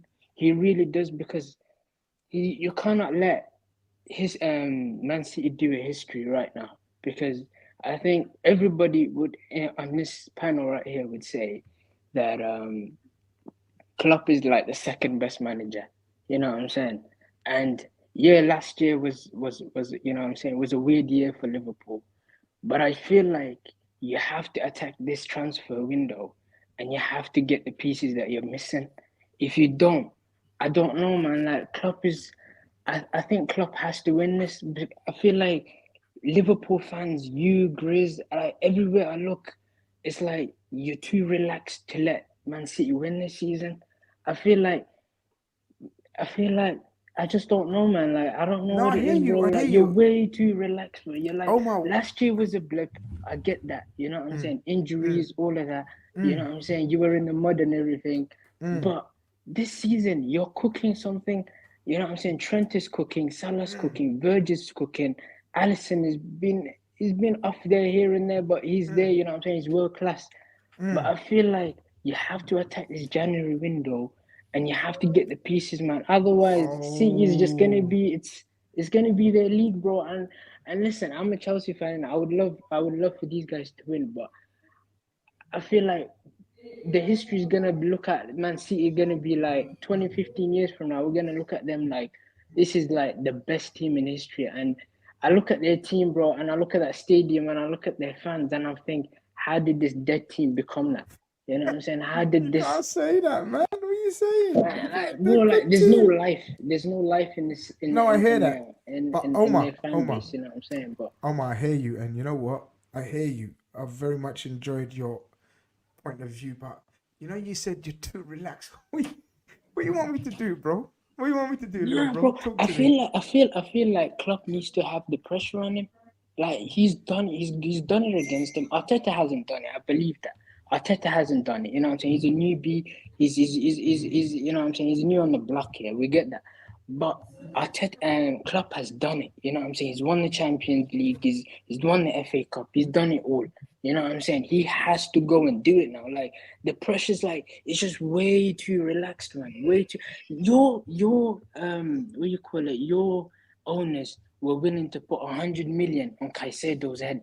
You know what I'm saying? Like, how are you guys not putting the pressure on your owner, saying we are like maybe two, three signings away from really, really like challenging proper? How are you guys are not saying that? Like, I'm sitting there. I'm just thinking, Stop, bro. I gotta stop you now, Grizz. Hold up. You're being too nice, bro. At the end of the day, bro, with all due respect, you're a Chelsea fan. Thank you for calling in. We haven't heard a Chelsea fan in over 13 months, Grizz. I can't accept this. We haven't had a Chelsea fan in 13 months. You're not gonna come here and talk about my owner spending 150 million on a player that you now have and you ain't even talking about, bro. No, you're talking about pressure on my manager, bro.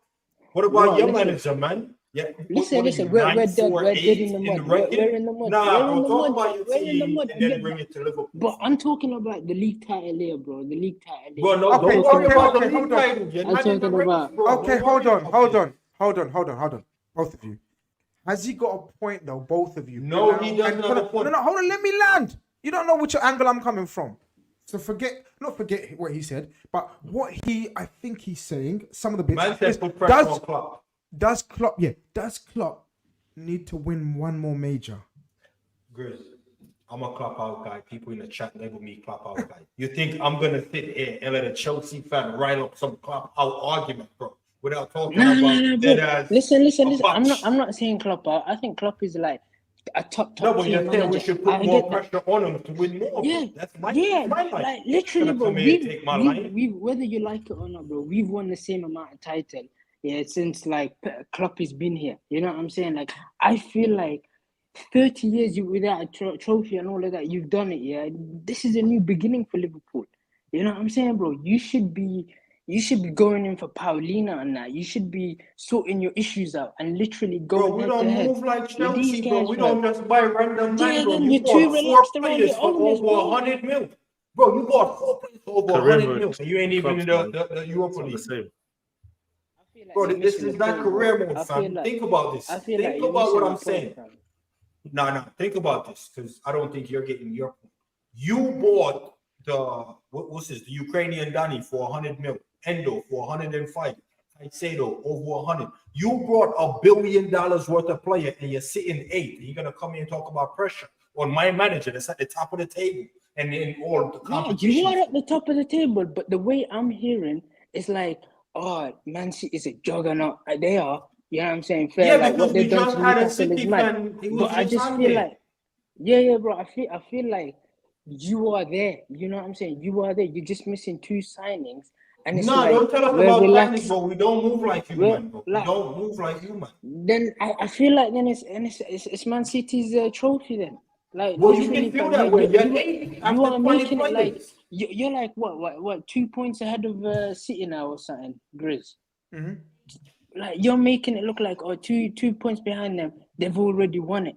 Like they just had a fantastic game today. You need to be attacking this January window and be like, we're The there. thing is, Omar, We're do you there, know what it is? bro. Do you know, Omar, do you know what it is? Because Yeah. you're a Chelsea fan, you're used to just signings. Nah, it's not Sacking like Signings, managers. bro. No, let me land. Go on. Everything is signings, bro. Gotta go make signings. Bro, this is signings, bro. Gotta just make signings. Like Colonel says, we operate with total different institutions. 100% every squad. Don't you think Pep probably's thinking, yo, I need a couple of players, man. Kovacic and Nunes. What's his name? Nunez. Hey, Yeah, man. they're not it. They're not it. I think I messed up there. I need a couple more midfielders in. Don't you think humans are forever signings? Don't you think? Look at Bilal now. Bilal's talking about strikers. Which striker do we need? Every Spurs, whole heap of signings they made, and now they're looking to do more business. They just brought in that Dragosun or something. Dragosin, Werner. Yeah. Werner, yeah. So every team, I get that. We've done our business nice and early. We're an organized club. We don't make mad, crazy signings, panic station signings. We're sitting pretty. Our players are coming back. Our answers aren't in the transfer market, in my opinion, this year. I feel like that's gonna haunt you. I feel like that's gonna haunt you back. Let me finish. In seasons gone by, yes, maybe 100%. But right now, we just need to recover our players that are injured and have a bit of luck. Like every team needs luck. There's no player out there right now that we can get. I'm not saying there's no player out there. There's a difference what I'm saying, people. Before people say, what do you mean there's no player out there? There's no player that we can easily bring in from another club that walks into our team and ensures and guarantees a title. There's no such thing. That's not real life football.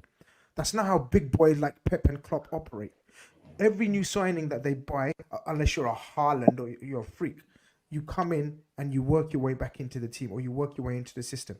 In January, there's nothing, no team is going to sell their best asset to us that automatically makes us win the league. You need luck for that, and you need luck the way we're in terms of no injuries. I feel like where I do agree with you, though, I do agree, and if that's what you're trying to say, Jurgen Klopp, before he finishes Liverpool career, has to win me another major. Otherwise, it's going to be a bit of a damp squib. I agree with that aspect. I feel like Grizz, yeah, you're like maybe like an injury away, like Endo's had like a good spell. I get that. You know what I'm saying? Always Like, every team, my brother. We just discussed. He was balling out, but take out Rodri of that team. Are you worried about? Are you really scared of that Man City team without Rodri? I'm not. Well, you might be. Rodri's top class, man. If he goes down, are you scared? Are you scared of Arsenal without Rice? Not really, no. Are you scared without? I'm not scared of Arsenal now. Period. Oh, well, there you go. But you get my saying. You have no reason to be scared, bro. Every team, if you take out their big boy or the big dog or one or two of the dogs, that's how you struggle. Of course, I get that. That's why my point is about luck. Every team needs luck with injuries. Omar, you've been a fantastic caller. I'll go wrap it up. Yeah, so I'm going to keep it moving. Respect for that, yeah? Nice one. Speak soon. Take care. Couple of super chats that I don't think I've read out, man. So let me just quickly do this, guys. Jamrock, appreciate the super chat. Says LFC's biggest ops for not winning more PLs is LFC. I say that about a lot of clubs. I say that about Arsenal. I say Arsenal's biggest enemy is Arsenal. You're mute, Zibs. Zubi on mute. Oh no, I'm saying don't bring yourself into that comment right there. Big up German. Wait, no, why not? I'm saying as a fan of Arsenal, I'm like, our biggest enemy is me, is myself, is my own club. Like that's how I feel sometimes. I don't blame City or I think Liverpool. it was Southampton and West Ham. Correct. I think it was Southampton and West Ham. No, I blame Fire Z Fist Z says, "Hi Grizzy, how does one call in, my bro? Next week, you come in the chat and the link will be pinned. Fist Z. All right, no, I got that. Next time we see Next week, we'll because pop it's you too late now. We're wrapping up now, my bro. Next week, the link will be pinned. Hit that link and you're in. Jack Rock comes again. He says he does have a point. LFC accepting second already. Ooh, no, man. People. You know what it is? That call was interesting. That call was interesting just because it was very interesting to hear like the Chelsea sort of perspective, and because they've got so much success from sacking managers and pressure and signings and like it's just interesting to hear the where they're coming from. Where like I'm again, Zub, if you don't like it, can I bring up my club? Yeah, I'll bring up Arsenal with Wenger, right? It took Arsenal fans so long to turn on Wenger because he brought Arsenal so many good memories, right? And he brought so much to the club. So it took Arsenal fans so long. Even now, even Arteta right now, if you say to Arsenal fans, a lot of them like, nah, I don't think he's the guy. Oh my God, they'll go crazy because they put a lot of value in backing the manager and supporting the club in that way. And I feel like with Arsenal, Liverpool, Man United, you've seen it with Man United with Oli. Like they were ready to, bro. They would have gone down like the Titanic with Oli because he was their guy. And that doesn't exist. I don't think that much at Chelsea Football Club. You could see it somewhat with maybe Lampard because of some memories and stuff like that briefly, but that didn't really last long. But it's just really interesting to see that perspective from a Chelsea fan where the mindset is quite different to everyone else. Nah, Bill, that guy has to be new to our show, Grizz, because here's the thing. Grizz, we know who you are. You know who I am. The last thing none of us need, Grizz, is the Chelsea men ramping up your respect for club or ramping up my pressure that I've been putting on club. Remember, this is the dynamics here, Grizz. As two Liverpool fans, you're believing in club, and I'm like, you know what, maybe we should apply some pressure here. The last thing I need is a Chelsea fan coming in and trying to side with one of us without even talking about their club. So I get what he was saying, Bilal, but at the end of the day, bro, I've never said Klopp needs to go or do more when we're at the top of the table. I've only said that when we're in second.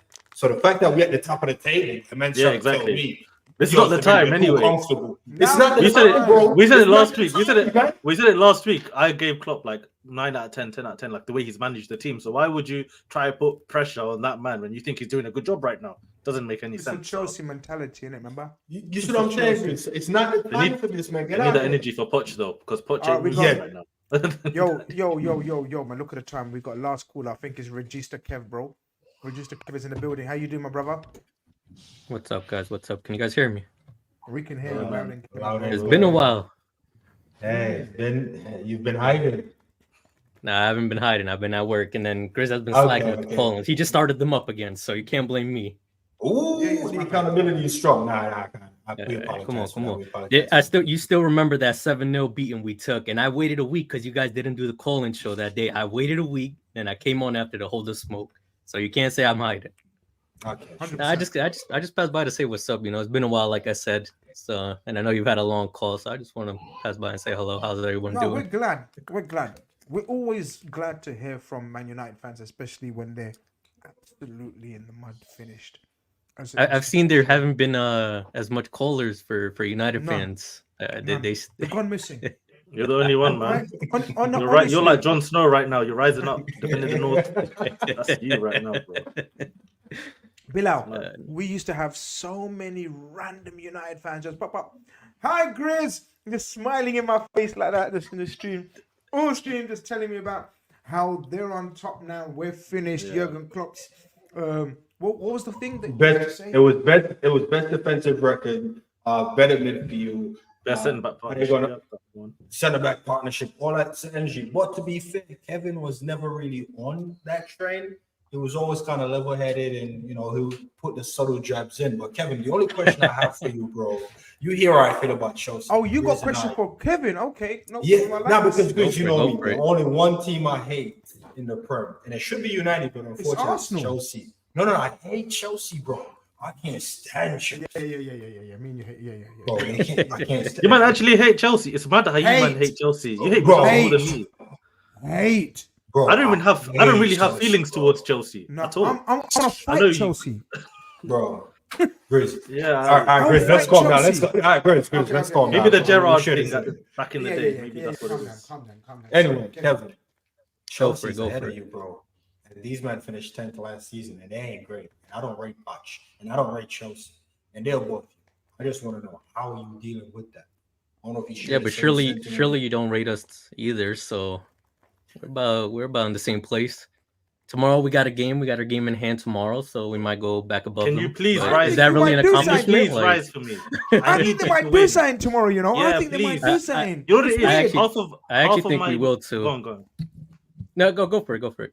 No. I was just gonna say quickly. Half of my friends in real life, right, are Man United fans, right? But they don't banter me anymore. They don't give me any even when my team's losing and stuff.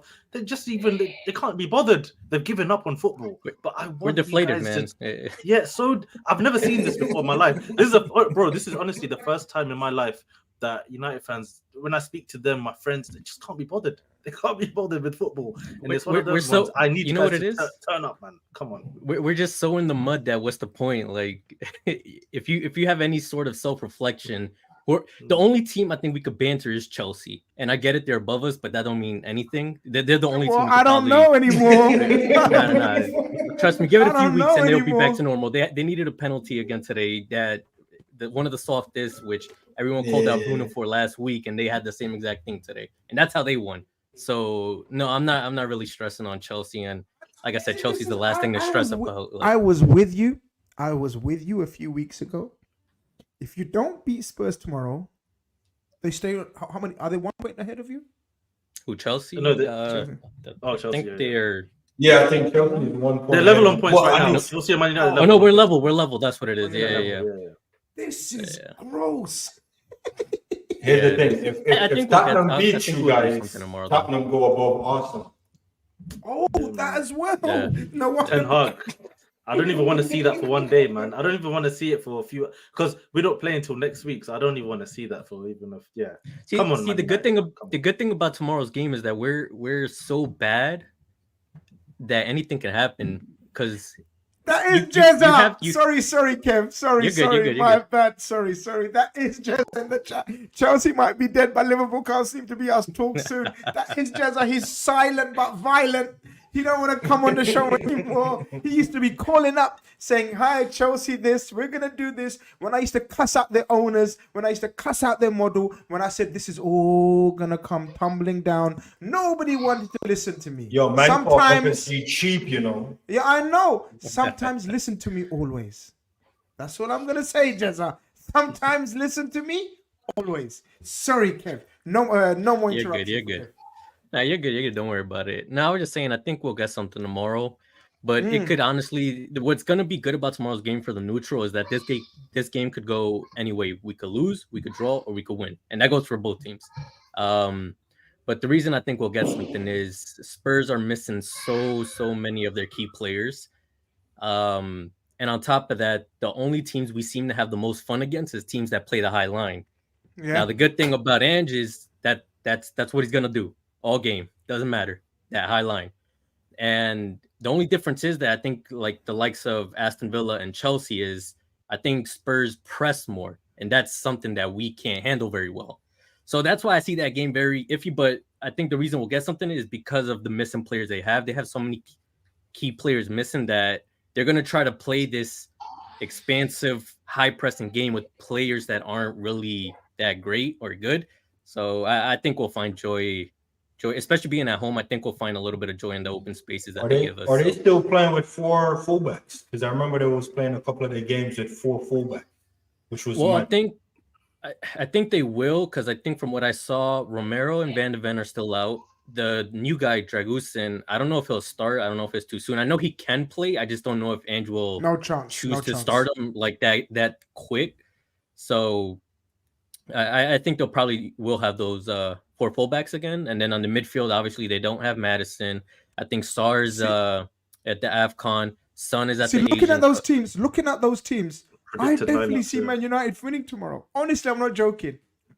Do you know, I I think rate, we'll win. do you know who I Like rate? Kev, tell me, Go. do you rate Johnny Evans like me? I think he's Man United's best player, man. I'm not, bro. Yeah, I This mean- guy, Oh, I'm with you. I'm with you. bro. this I guy mean, is- he it's funny because everyone joked about him, this I'm with year, you, me Blau. included. Like, Bro, who what- wants Johnny Evans back at the club? But he's been our best defender. So yeah, you gotta rate him. I mean, he's the only one doing anything in that back line. So I honestly, looking at those teams and the absentees, Kev, I think you got a chance tomorrow, man. yeah, I think we'll win tomorrow. But like I said, doesn't mean anything. if Spurs had their actual starting 11, like with they'd everybody kill back you. in, They'd I kill think you. they kill us.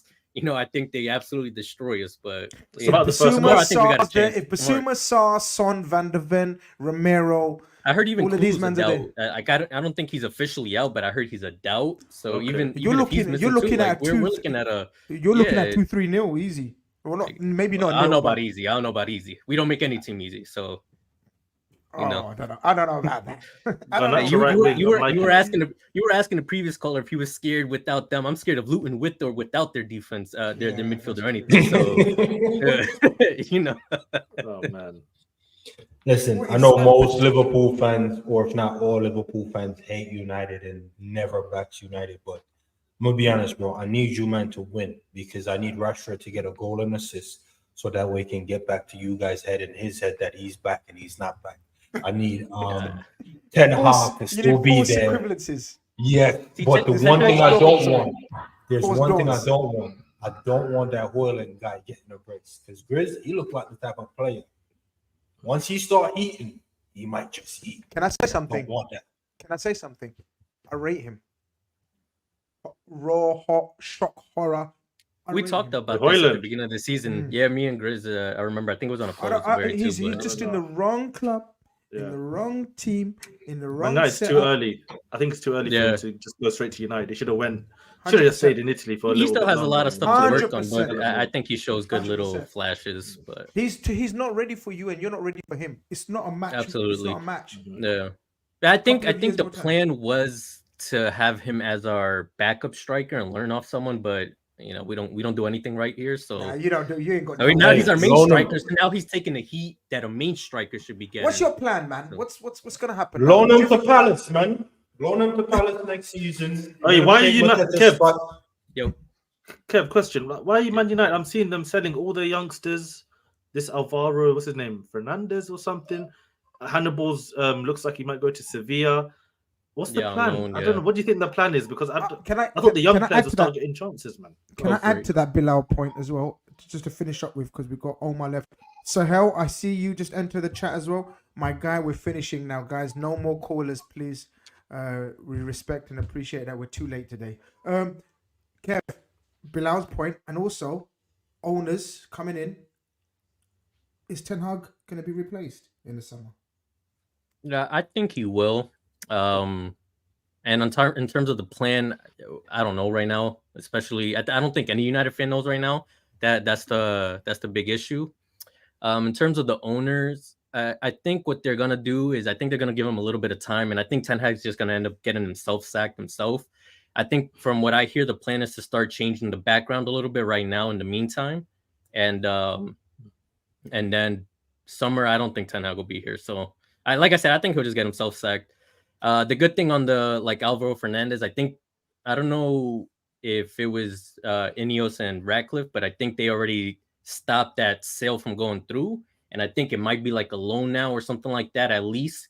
So that for me is a good sign. But I honestly, I don't know what the plan is. And I don't think anyone will, at least until we see like the people that they bring in or some more transfer rumors as the time goes on. Then we'll probably start getting a little bit more of an idea of what the new ownership will want. So I think only time will tell on that one.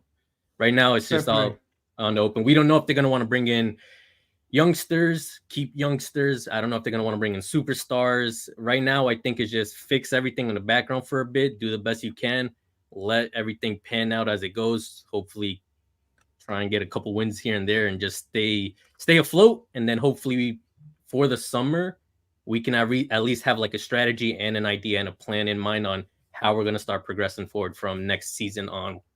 So that's how I see it. They need to get it right, man. They need to get it right because right now, it's not looking good. It's not looking good. It's not looking Honestly, good. it's not Life looking ain't good. easy. Curtains Yeah. on the wall right now. Exactly. Yeah. Curtains on the wall, as my brother says, man.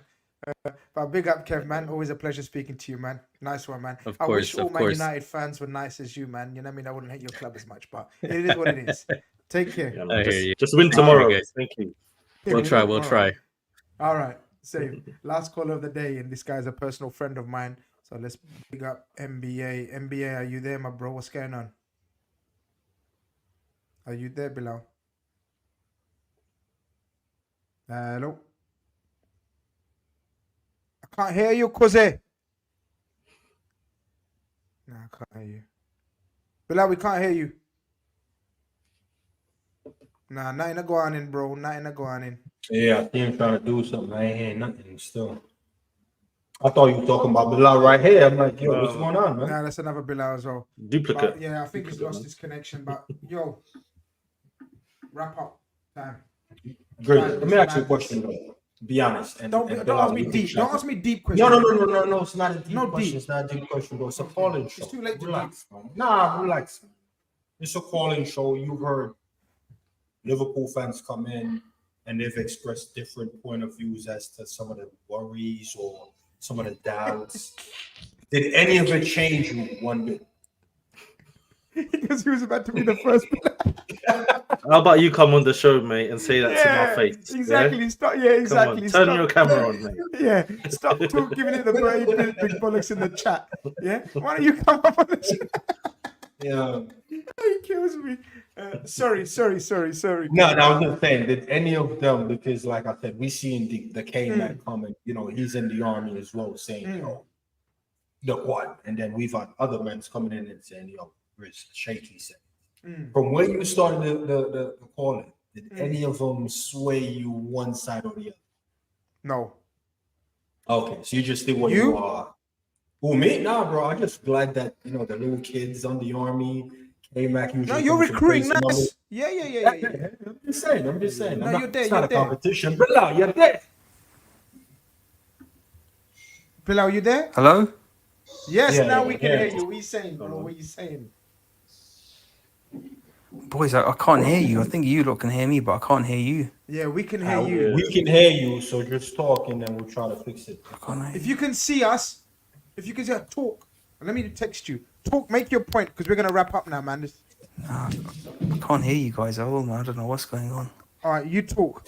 I'm going to message you now. You talk, because we finished. Check the audio on StreamYard. He can't hear us, and I'm telling him. Anyway, boys, Assalamu alaikum and evening to everyone. I'll just say what I want to say and then you guys can reply afterwards. So,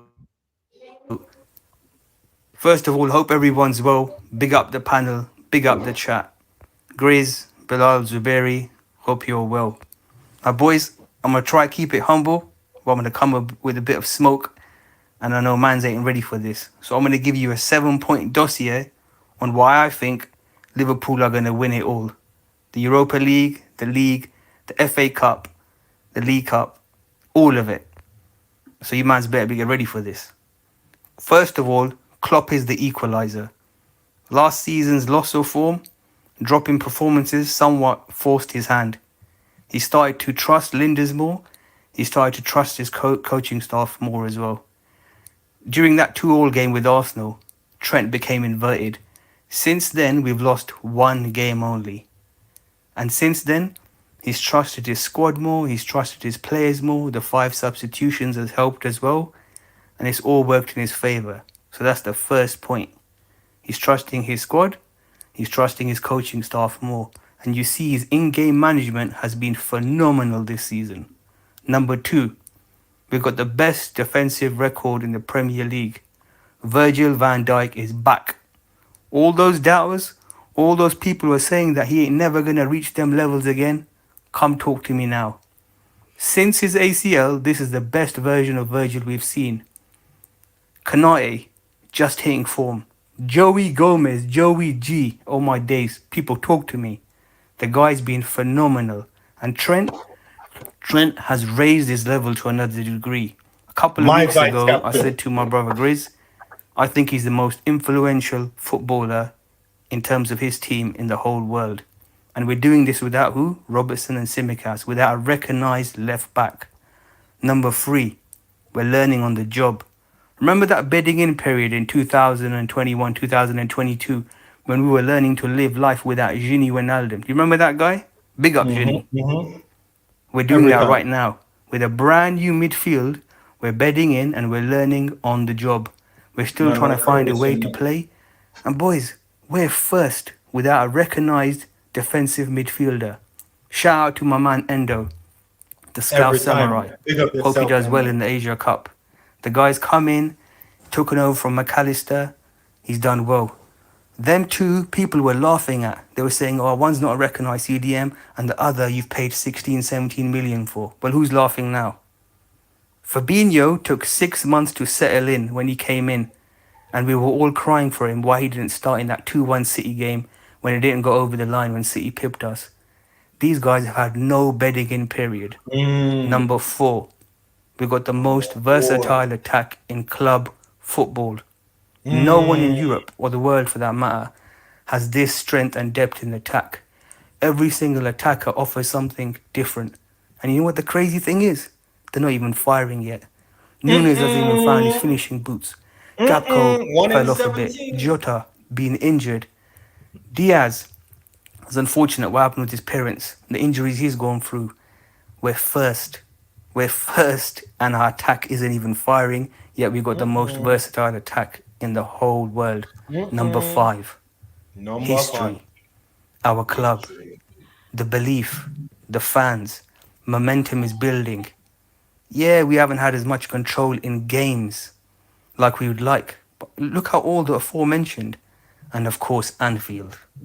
Nothing in England, in the Premier League, matches Anfield. I'm sorry. Nothing. And when it's on form, under the lights, and we know momentum's building, you all know what time of day it is. Number 6. Listen to this one carefully, people. We've only not taken the lead against Luton, City, United, and Arsenal and Spurs this season. Every other game we've taken the lead. And when we haven't, we've gone on to win. 19 points from losing positions. 19 points. And the only 2 times we have taken the lead and not won a game, Chelsea. Context, first day of the season. McAllister starting. Gakpo playing left centre mid. Brighton. The Brighton game I'm a bit disappointed, and the Luton and the Manchester United game I'm a bit disappointed because I thought we should have done better. And boys, number 7. The players to return from injury. No Adrian, no Trent, Robertson, Tsimikas, Szoboszlai, Endo, Bajcetic, Thiago, and Doak. Matip ain't going to return this season. Bless. Hope he makes a full recovery and comes back. We don't know if Thiago's going to come back. We don't know if he's going to do a show or not. We're hoping for the best. And not to mention Mohammed, the main man, Salah. Grizz, I have to give you your flowers because you said he was going to be the top assist maker this season in the league, and he's become more of an assist person. The guy is the joint top scorer and assist maker and chance creator behind Trent and I think it's Bruno Fernandes. The guy's phenomenal. I've mentioned all that, and boys, the mentality monsters are back. The mentality monsters are back.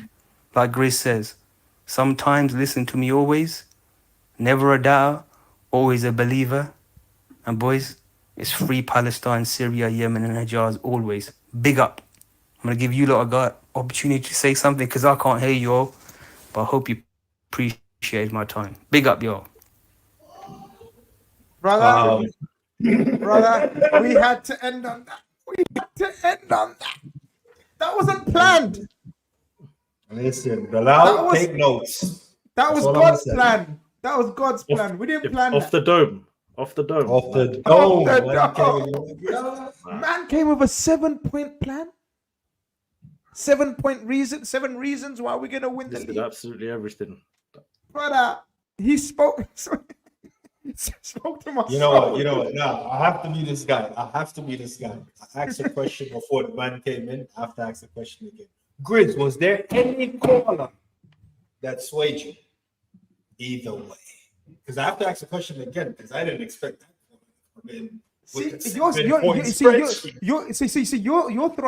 You're throwing a smart one at me, but I'm gonna handle it still. He didn't change my mind either. Bilal, you know what, man? We'll see you. I'll see you next week. Grizz, there's no way you heard that and was like, yo, I'm still with you. I was not moved. That's what you're trying to say. As a Liverpool fan, your heart was not moved. No. Bilal's my brother anyway. He's my friend in real life. I know he's on that hype for weeks. So he didn't change my mind. I want to know, has he changed the chats? I want to know if Mike Dassis is still here, if he's changed Mike Dassis' chat plan. I want to know if the other Chelsea brothers here, if he changed that Chelsea brothers' mind or anyone else's. I know where Bilal's coming from. I've been hearing him for weeks. So he ain't changed my perception of things. I still think we have an absolute chance of winning the league. I still make us favourites for every other trophy. So I'm still there.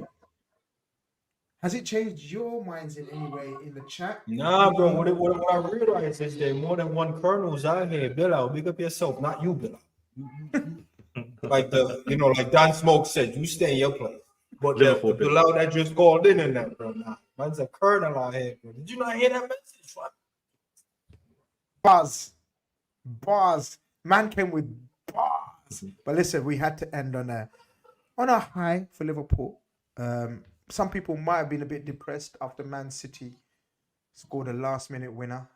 Crucial winner. Guys, do you know how much these kind of things make difference? Imagine that 4-point lead now. And then they still got to come to Anfield.